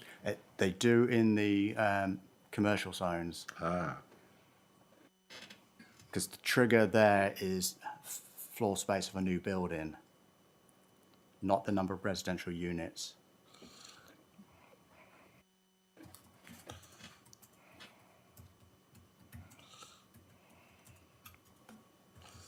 So the trigger is the building size or the number? Yeah, so I think it's 450 square metres addition or new building. What you go above that, you trigger the design guide. So we haven't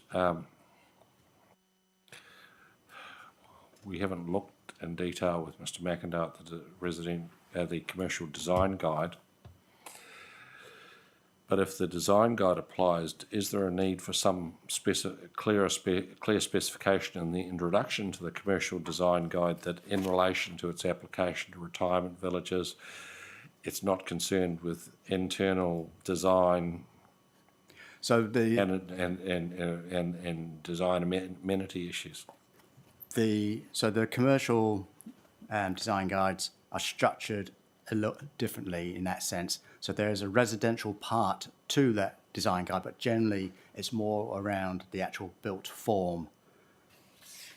And so I think the point you're getting at, I would say it does need nuancing to make it clear that the residential part of it does not apply, but the remainder does because of the desire to get improved urban design outcomes within our centres, particularly the Metropolitan Centre Zone. I think that I'd ask you to think about how that would actually be implemented and let us know in due course.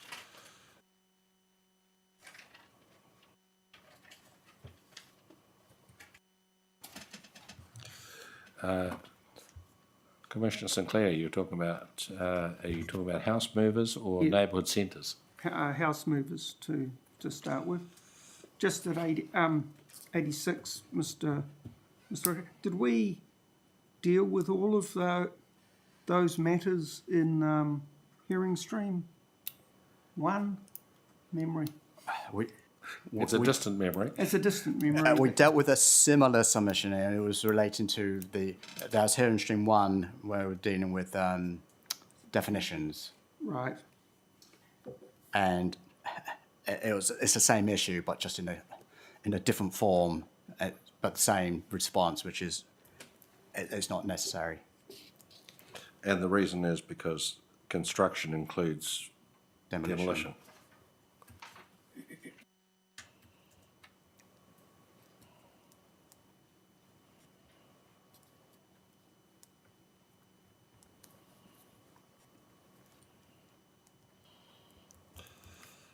Neighbourhood centres?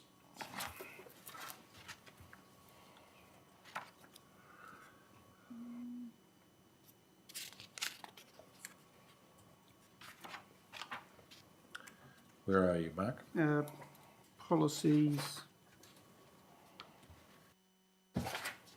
Well, before you go there, talk about objectives.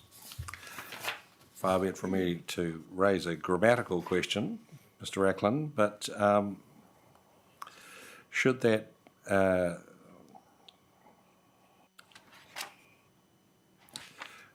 should the word you insert at 104 be immediate or immediately?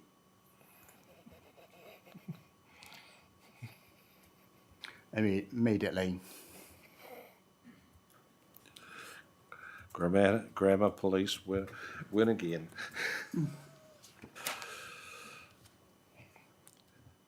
Over to you, Mark.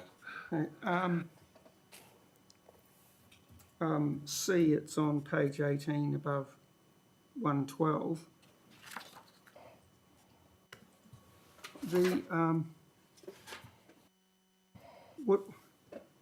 The functional operational need of foodstuffs. Are you able to enlighten us about what those might be at all? I'd take a step back and actually say that both those terms, functional need and operational needs, are defined in the National Planning Standards, and we've taken those into the PDP. And my reading of them is they are about where you can locate. I'm wondering whether what they mean is functional and operational requirements, something like that. Whereas needs is very much saying, put an additional clause to recognise that we need to locate in this zone. Well, I don't think that's necessary because the purpose clearly describes what the purpose is. And those that are appropriate don't need to demonstrate that they have a functional need or operational need to locate there. So I've seen a number of submitters talk about functional and operational needs. I do wonder whether what they mean is operational requirements. Mm-hmm. But I don't have any evidence to disprove that, so I'll take it at face value that they mean literally as defined in the plan. But the need to locate it, and as I said, I don't think that's necessary. We might ask Ms. Key that question.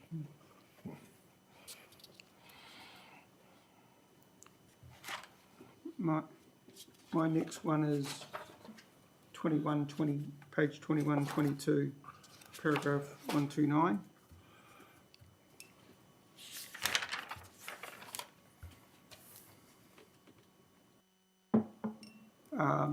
It's actually at the top. Before you get there, Commissioner, can I ask a question about paragraph 124?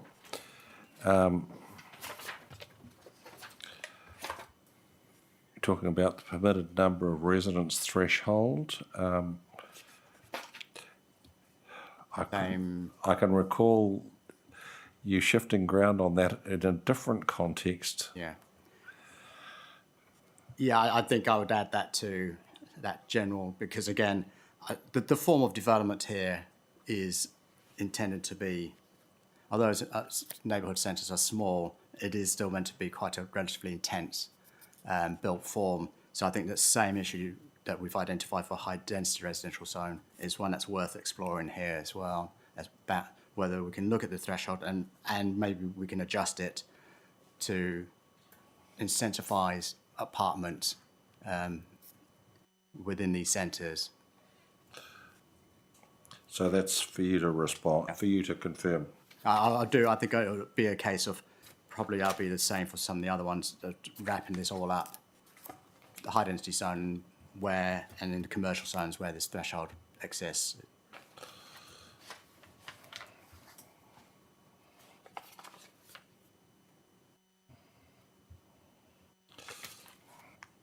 Okay, you're on page 21, 22, 23. It's the 22, top- 23. 23, the first bullet point there. This was about removes the 3 metre setback where it adjoins a residential zone.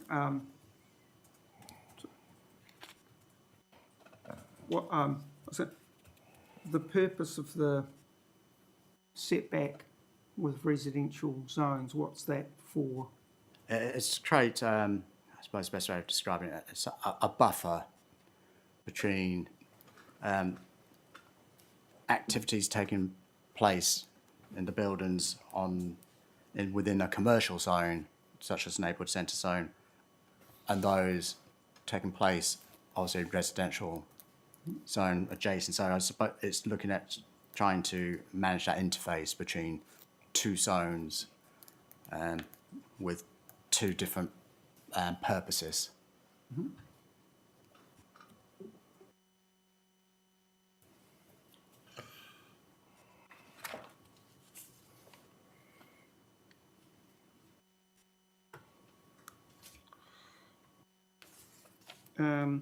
My next one's over the page at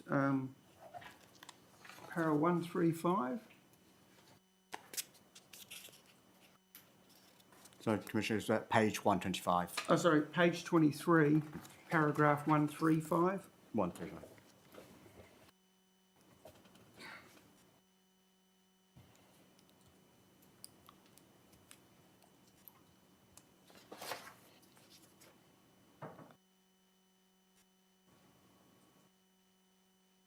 So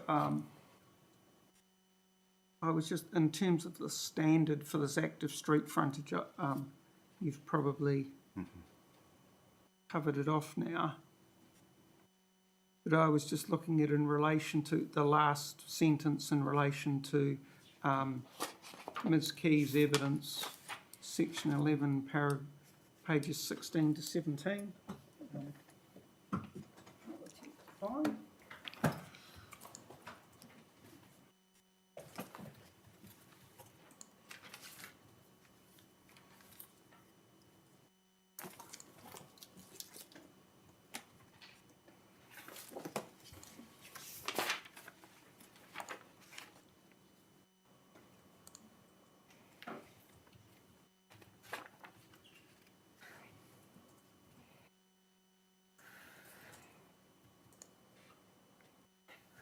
So, Commissioner, could you just repeat I've got the evidence now. Yep.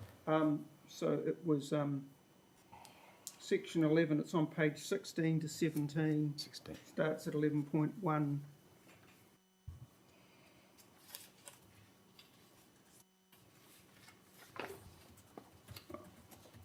I think I have down that I don't understand. It's about the active frontages, but we've now sort of covered that off through hearing from Mr. McIndoe and that, so I'm Okay, yes. okay now. Yep.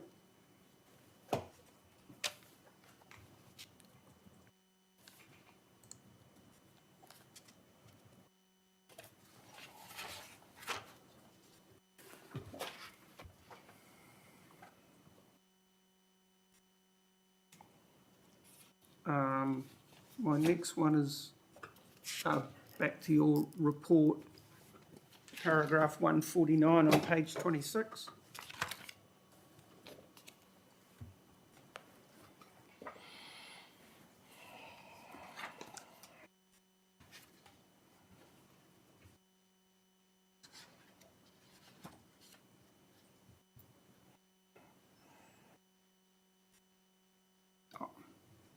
Sorry, it's paragraph 150, sorry. This is about Porirua in the local centre zone seeking 22 metres. So in the, what are the local centre zones referred to now, either under the operative plan or the PDP? Are they called the same thing in the PDP, and what were they called beforehand, and what was the height? So the PDP, there wasn't an equivalent in the ODP, Okay. which is one of the problems with it.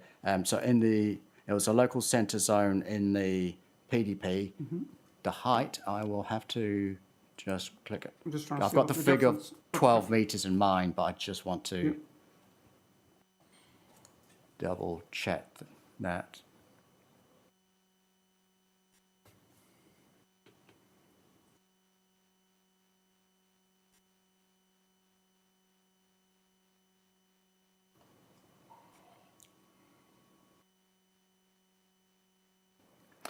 Yes, so in the PDP, it was 12 metres. Right. And so, and then under the variation, it's, So under the variation, it goes up to 18, right, but it increases to 22 by way of a height increase control where it's within walking distance to train station or the metropolitan centre zone.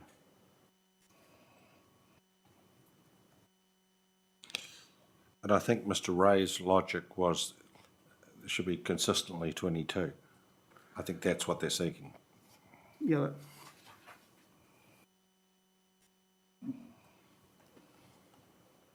Then does that, between that zone interface, does any of this shading height variation exist?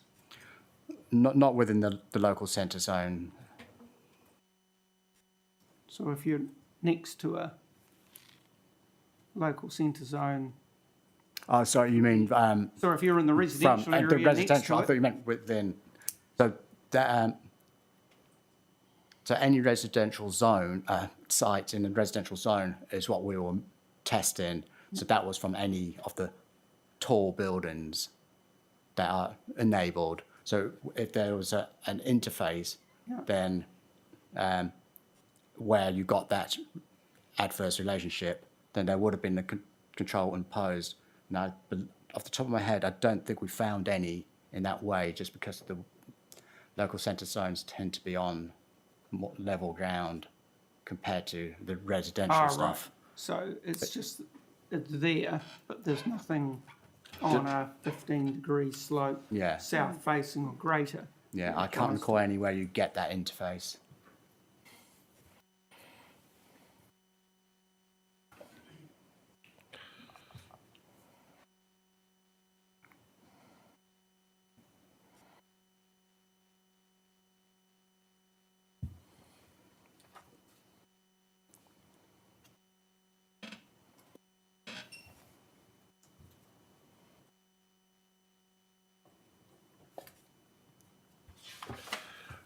Just on that point,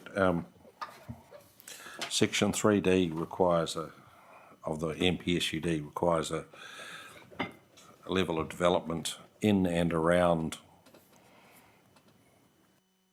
centres that's commensurate with the, I've forgotten the exact words there, but commensurate with the size and scale and services in the centre. Have you undertaken that analysis?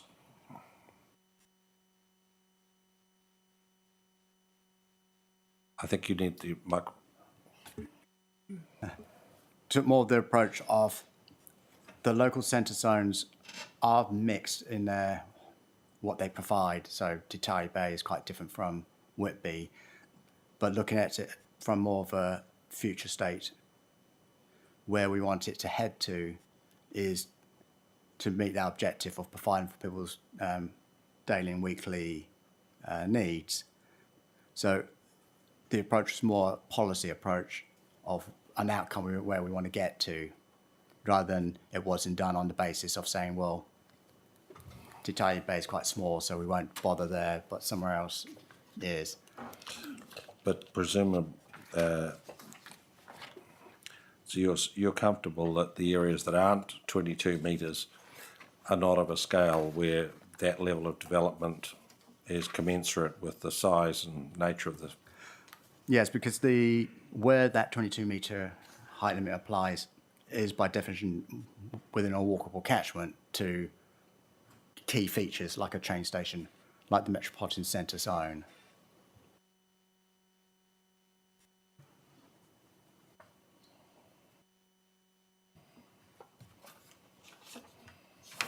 Next one, Mark. I was on page 37, design guides, but I think we've probably covered enough about those.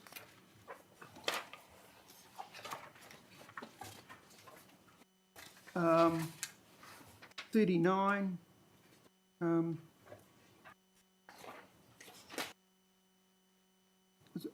Was there any 212? This is about setbacks adjoining significant natural areas. Were there any? Are there anywhere? I suppose this is in the commercial, in those zones where they adjoin. Yeah, so in paragraph... Are there actually any? Okay. So in paragraph 219, I confirm that there aren't any. And then also I've just made the point that SNAs don't necessarily follow cadastral boundaries. So I'm not sure how you would do the setback from a boundary of a SNA versus a site. And they talk about site.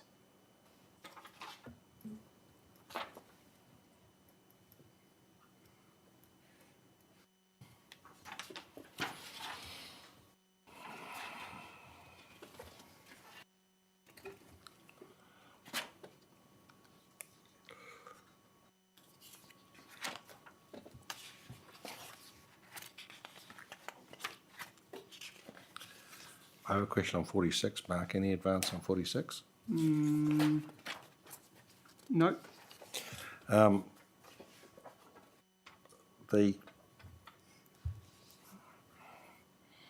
This is a much more general point about these the policies for large format retail.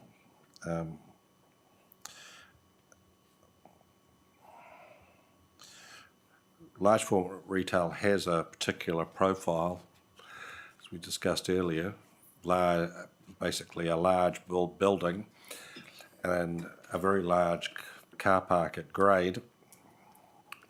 Given the climate change focus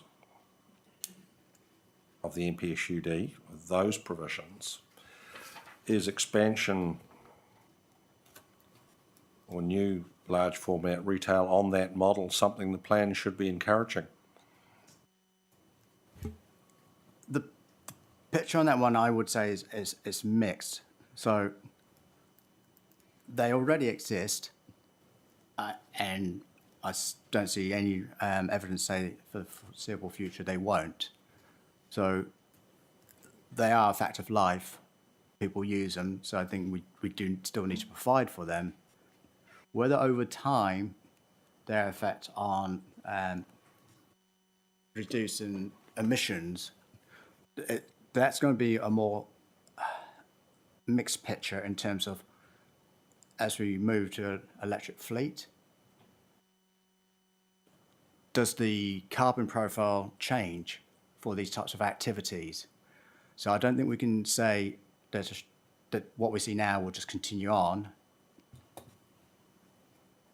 There will be changes.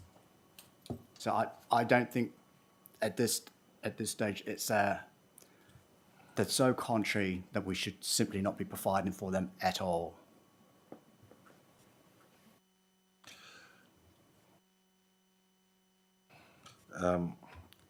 The second question is about the inefficiency of their use of land, whether there should be more emphasis on pushing them to car parking buildings rather than car parking at grade. So the zone provisions are probably more geared at creating a pathway for other uses to move in, rather than necessarily trying to push the car park into multi-storey buildings to free up land. Now that might arise because these other activities are coming in, and so as the market change and these operators decide to sell off their land, they may well look at, again, assessing whether they can have large grade car parks because they're not generating the income. So I think that would be the route by which that change will happen. I'm not sure that somehow requiring it as some sort of rule or standard is the best way of forcing that change. I think the change will come by providing more of a mix of activities.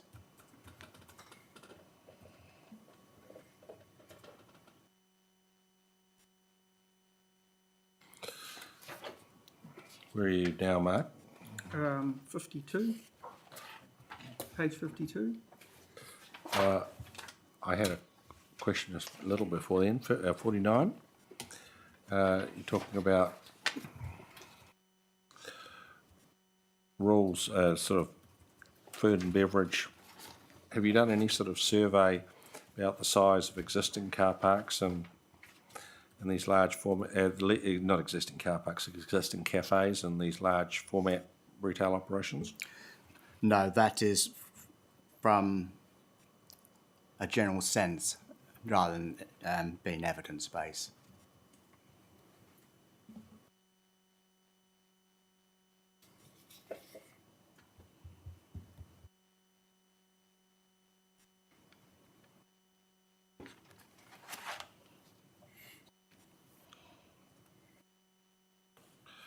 You're 52, Mark? Yep. 52, 1 at 283, just in terms of, well, this is about the standards. I'm trying to get a picture, since I don't have any, of across the zones, across the commercial and industrial zones. It's what's the height under the variation now for, it's probably going to get complicated, so I don't know, it might be a table, because there's a height for the type of activity if it was just, say, large format retail, for instance, but then if it was going to be residential and it was large format retail, then there's a whole lot of things about walkability and everything else that might change the height. Do you have a table or anything that sort of says what that is across the zones? These the new heights come from Mr. McIndoe's, Yep. I think it's Memo 18, I believe that's the one you got. Mm-hmm. He identifies across the zones what he believes to be appropriate height limits. So for the large format retail zone, the height limit is 22. Mm-hmm. And that's 50 in the adjacent metropolitan centre zone. Right, but hasn't, I'm looking almost like for what's now in summary a final position, because I understand Mr. McIndoe's gone to 53 in the MCZ. Is, without it, I need you to tell me whether this is doable or not before I ask whether you can do it. Are you able to provide a table that says what all the zones, at least across the commercial and industrial ones and the local centre zones? That's very, that's just a simple table saying per zone. Like that, yeah. Now, And I'll include the notified height and then where we've moved. Move to, yep, that would be, yep, very help, Similar to that, but updated. yes, yep. There's one in table 18, I think. Memo 18, as you said, Yeah. something like that. Updated. But I'm ready, yeah, the And only the but- options for it is need to know where we're at. Basically, an adapted version of that table. Yes, yeah. And that could be right of reply, I suppose. I think that that's a longer scale Yep. operation, not necessarily action the second. Second, so, right of reply for that would be good. While we're on that page, wording of your suggested standard, should that be a minimum, given that trees have a habit of not having a precise height and certainly not remaining at that height unless somebody's up a ladder with trimming it every so often? Yes, I think it needs to say minimum because otherwise, as I'm reading it now, it has to be 1.8, no Exactly. more and no less. No, which might be a bit tricky with a tree.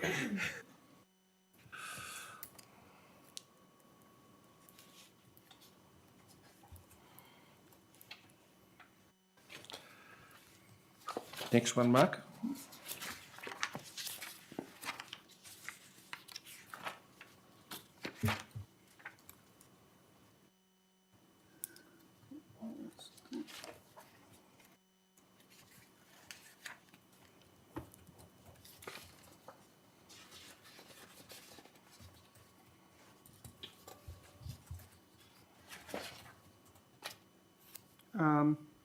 My next one's on page 62, just about the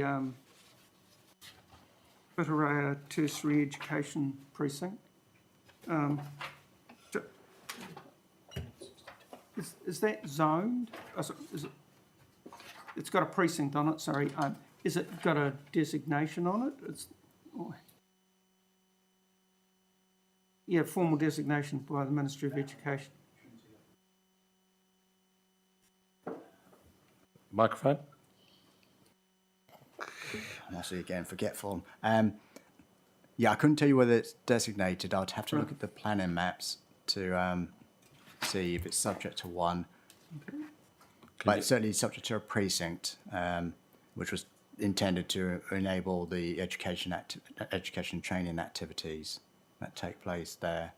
And the underlying zoning is large format It's retail. still large format. So it's an additional activity they can undertake.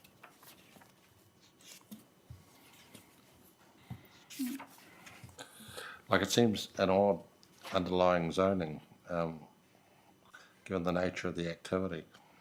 If the Polytech were to move out, what would the council's vision for that land be? It's not within my control, my knowledge of what the council, if they've given the council in broader sense, given thought to what might happen in that sort of situation. So unfortunately, I couldn't tell you what the council's, if it's got a vision at all for the Porirua Polytech site.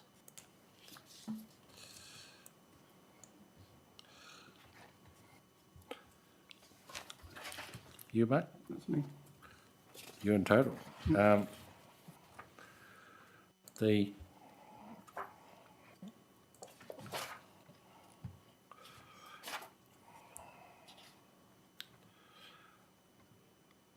my next question is, Mr. Racklin, is on page 65.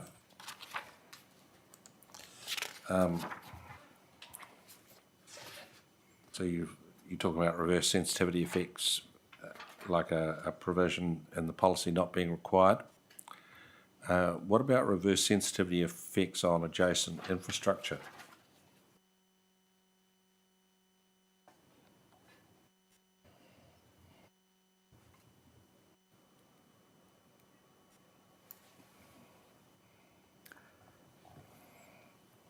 suppose the question I'd have there is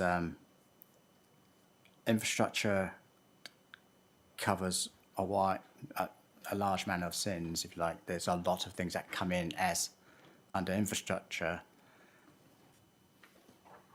So I'm not sure that trying to manage reverse sensitivity to everything that's defined as infrastructure is achievable or desirable in that sense. Now, whether it's to regional significant infrastructure rather than just sort of infrastructure more broadly,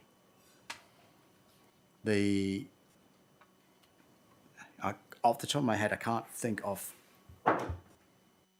anything in the metropolitan centre zone as notified. I say that footprint that would come into play as regional, because it's so things like the transport corridors sit outside of it. Does it butt up to the the heavy rail. rail network?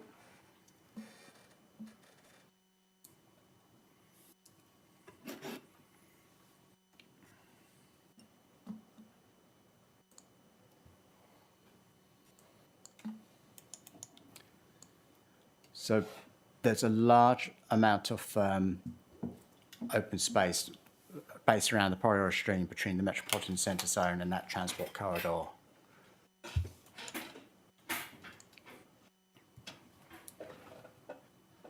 So there's a buffer there. There's a buffer.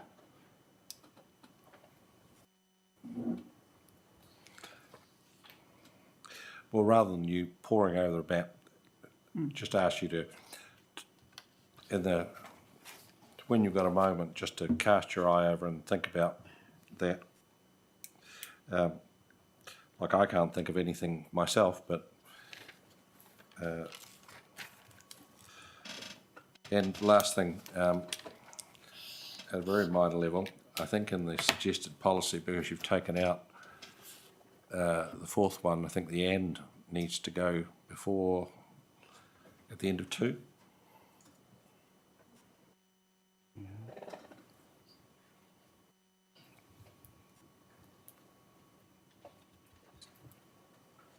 Bottom of page 65. Yes, so Just put "and" after the end of number 3. yeah, so it'd need to move. Oh, you're at the end of 3 rather. Yes. Yeah. So it'd need to move to the end of 2. 2, yep. Oh, yeah. Right, the first time.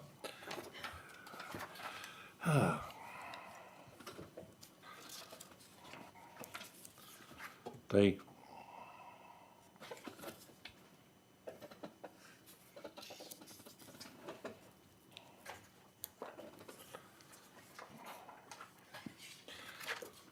reading your 376, Mr. Racklin, I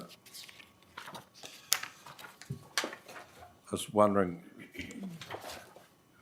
what's the purpose of the gross floor area standard in this context? What sort of effects is it managing? Just need. So what? I'm just quickly reading. Which standard is this relating to? Or sort of role? It's in the. You've precluded. It's in the discussion at 376. Yes, that's. The only preclusion of limited notification is R1(1)A, limits GFA to 450 square metres. 12, What's that, sorry? isn't it? The submission for that part's on R12, isn't it? From over the page. MCZ R12. That's the notification removal. That I was actually looking at the one. So they're seeking it on limited and public exclusion on the R12, which is.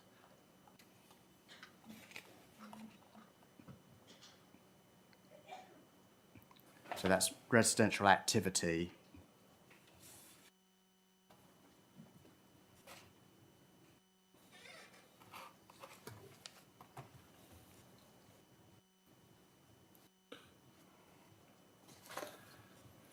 So it would be when they breached that, so that would be,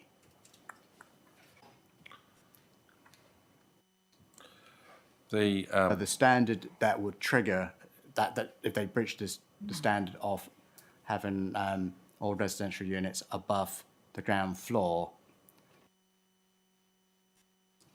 So so if you were to put accommodation on the ground floor, I think that would be worthy of limited notification, because it does impact on things like the frontages in terms of how active they are, and given that this is a metropolitan centre zone, we want that activation of the frontages with commercial activities, and I think there would be something to be gained from those nearby who will be affected by that, in terms of, well, what does that mean if you suddenly start changing the activation from commercial to residential? like as you've just described it, that would seem to me more in the public realm, that the people immediately nearby probably wouldn't care. You're looking at more of a, shape of the city type consideration. I was thinking in terms of those who are nearby, who are operating their businesses on a certain assumption I get you. of foot traffic scenarios, and when you start getting, I'll call them dead frontage, I don't mean that in a disrespectful way to residential activities, but you start getting less willingness to walk if there's long gaps between different parts of commercial activities, and it's allowing for consideration of that, where I think having those that local input would help understand what the effects would be or potentially would be. Okay, that's all I had. Anyone else? Well, that would seem to be that. Okay. I think we're down to PC 19.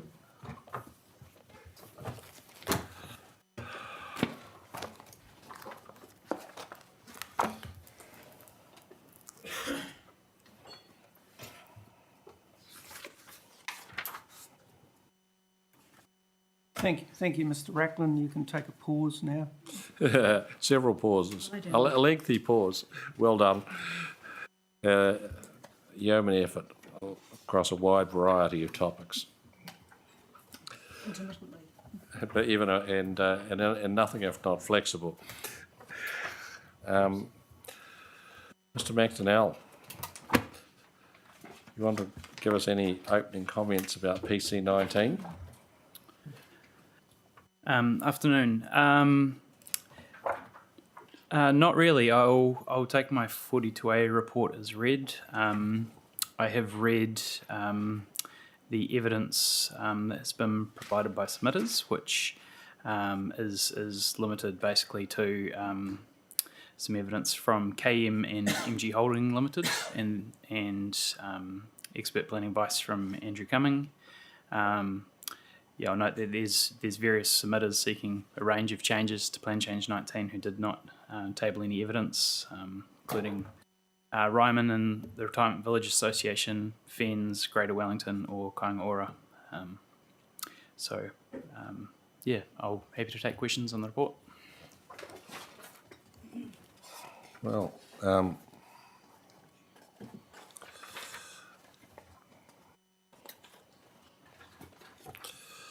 Mark, do you like to go first? Oh, yes. Yes. Commissioner Williams has just taken my elbow to remind me to record that she's sitting peacefully in the corner because of a prior conflict and won't be taking any part in this part of the hearing or our deliberations on PC 19. Thank you for reminding me.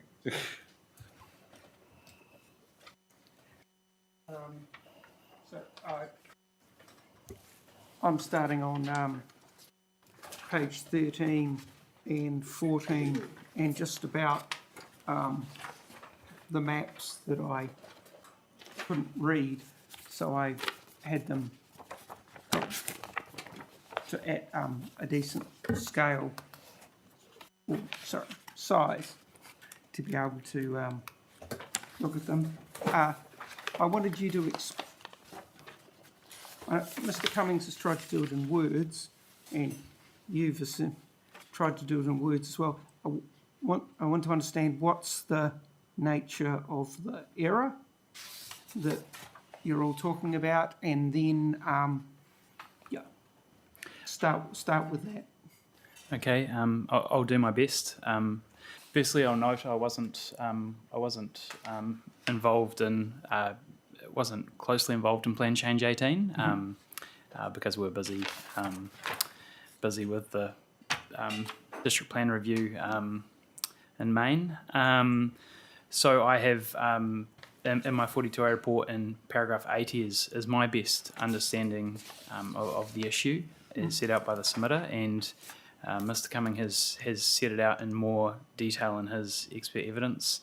I must admit I struggle to follow the issue myself, so I sympathise with the Commissioner. It's a rather technical one, but in short, there were various maps notified as part of Plan Change 18.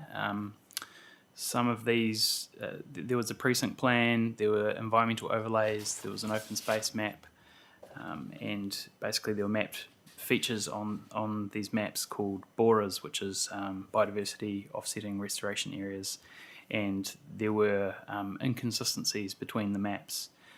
And throughout the process, I understand some of these mistakes persisted throughout the process, and there were right up until the plan change was confirmed by the panel, the independent hearings panel, and basically there's maps that have different extents of these BORA areas. That's my short understanding of it. So, which of the plans is the ones that are in the ODP that have been varied? Just on figure 2 in my 42A report, the maps you've got in front of you, I'll just note quickly, and I just realised this, the map on the left-hand side isn't actually the precinct map. I believe that's the open space map, but it has the same the mapping of the BORA areas are the same on the precinct map. So these two maps do illustrate the differences. Can I say I'm not sure you're right, Mr. McDonnell. I'm looking at the smaller precinct map. At the circle you put at the bottom left of the precinct map, if you look, the open space map has a biodiversity, a BORA, on it, which corresponds to my eye with the environmental overlays map. So that was just the first one I looked at. Apologies. Do you mean when you say the precinct map? Do you mean the map on the left-hand side in Yes. paragraph 80? Okay, yeah, that was what I was trying to clarify. That's actually the open space map, not the precinct map.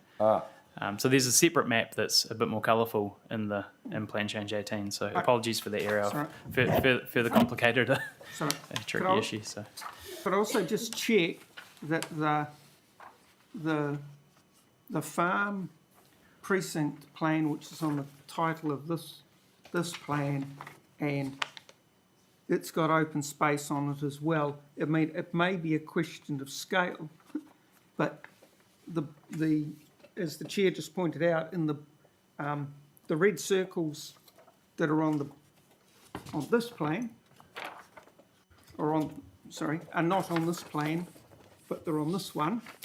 Oh, and the enlarged ones I sent through. Yep. Ah, So the red apologies. circles aren't there, but the piece at the bottom, where the bottom left-hand circle shown, that doesn't seem to match what's on the bottom of here. But I'm just saying, it doesn't appear to. Are they the same or different? Was the map and the plan transferred from the? It's got 159 open space, 159 on the bottom of it. I think it might be. I think it might be safer if I provide the panel with A3 versions of the maps exactly as they're represented in this report with the red circles, and there'll be. I guess the point that the maps are trying to make in paragraph 80 is that there was an environmental overlays map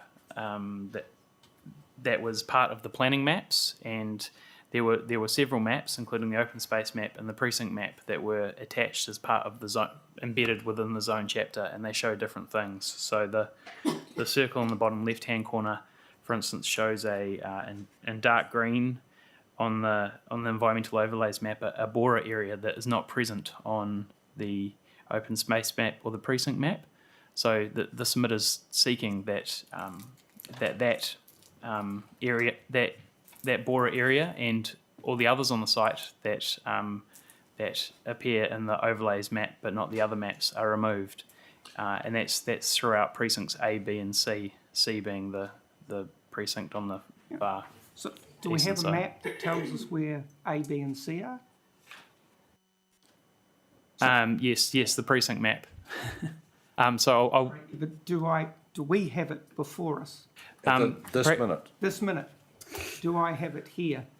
yes, if you have a. Apologies, I'll just double check if you have a copy of this Section 32 report. It's on page 10 of the Section 32 report.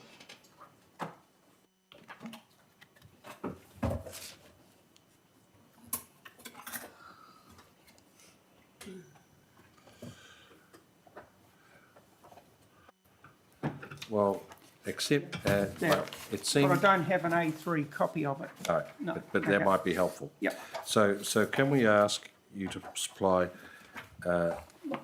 A3 versions of the maps in figure 2 and an A3 version of the precinct map that we can put alongside it? Certainly, I can do that. And it's, my reading of Mr. Cummings' evidence was that he was saying, sort of a plague on all your houses, they're all wrong, and the true position is somewhere in the middle. Yes, that's what I understand he's saying. I'll note that just zooming out a second, the intention of Plan Change 19 was to insert to give effect to the intensification provision, so to insert the MDRS into both precincts A and B, and at the same time update precinct A in line with policy 3 of the MPS to insert high density sub precinct. So the focus of the plan change was quite narrow and, in my view, spatially limited to precincts A and B. But the submitter is seeking the amendment of these Bora areas across precincts A, B, and C to tidy up an error that they have outlined occurred during Plan Change 18.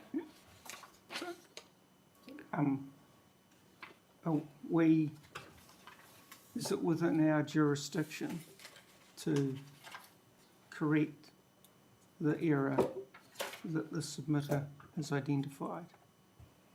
You can. I've addressed that in my Section 42A report, but it's also addressed in the legal submission. So Yes, it's also addressed in our legal submission. I think the answer was, as regards precinct C, no. No.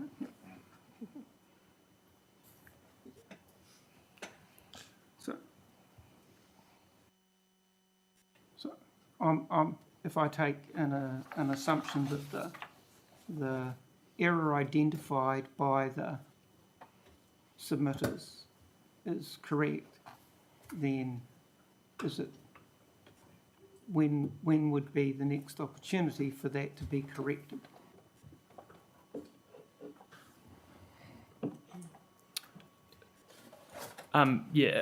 Assuming it was not corrected through this process, I guess the plan change 20 to the to the operative district plan, whatever form that is in, if it's a private plan change.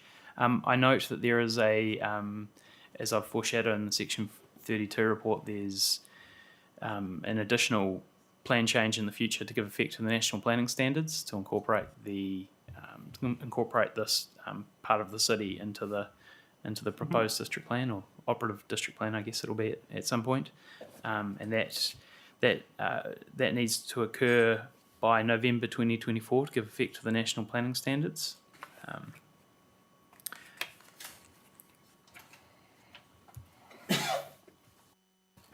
There is also, as I note in my section 42A report, there remains a pathway to address the issue through the resource consenting process right now.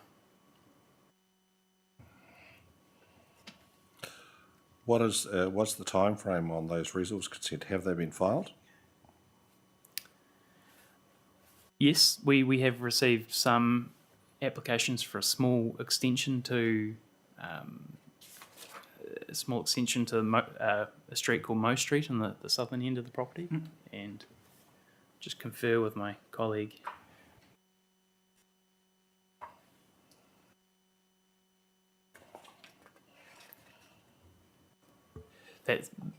So I believe that's a subdivision and earthworks consent. I can confirm that with our resource consenting team.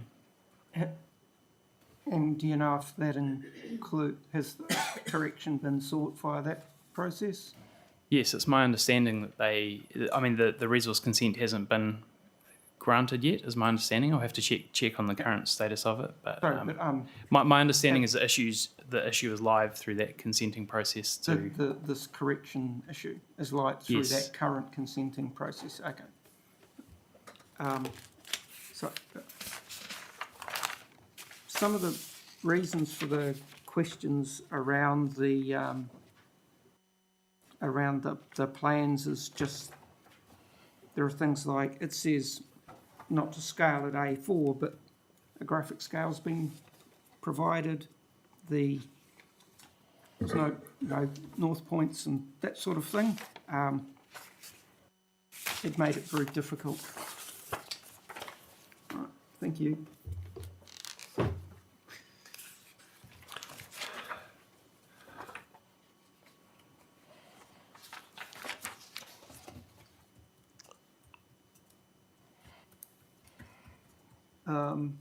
My next one was on page 18 at 105. It was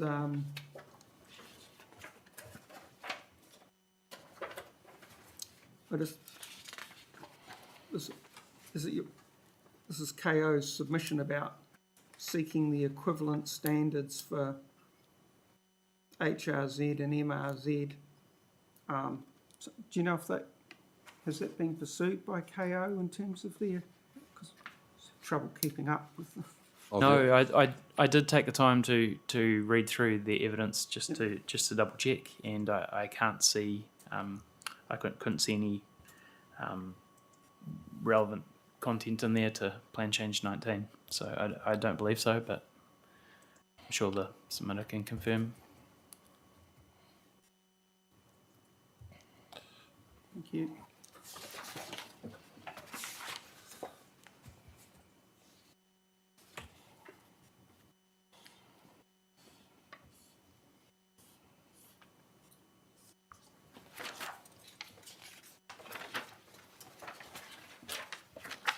I had a question on page 26. You had anything before then, Mark? Yep, 26 is... My question is, you're talking here about Papakāinga. And you've agreed that Papakāinga should be explicitly enabled through the utility. Is there any Maori land or any land Ngāti Toa have offer-back rights on in Plimpton Farm?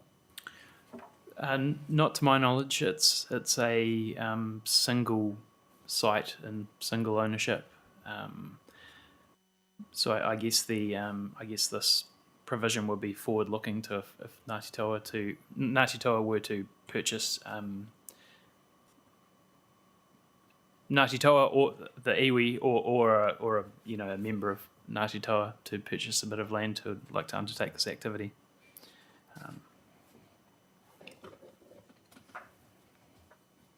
Once it's subdivided, that is. Did Ngāti Toa address that in the evidence that they've put forward today in relation to these, the evidence that's come in? Have they addressed this Papakainga issue at all? We don't have any Ngāti Toa evidence. No, they haven't provided any evidence. And when I met with them last week, I discussed a range of matters, but not this in particular. So I don't know what their position is on it. I suspect they'll be supportive, seeing just giving effect to. Well, my recommendation is to accept their relief sought. Mm-hmm. And then on 29, same thing. Any evidence from Fire and Emergency New Zealand on any of your recommended? No, I don't believe we changes? had any evidence at all from that submitter.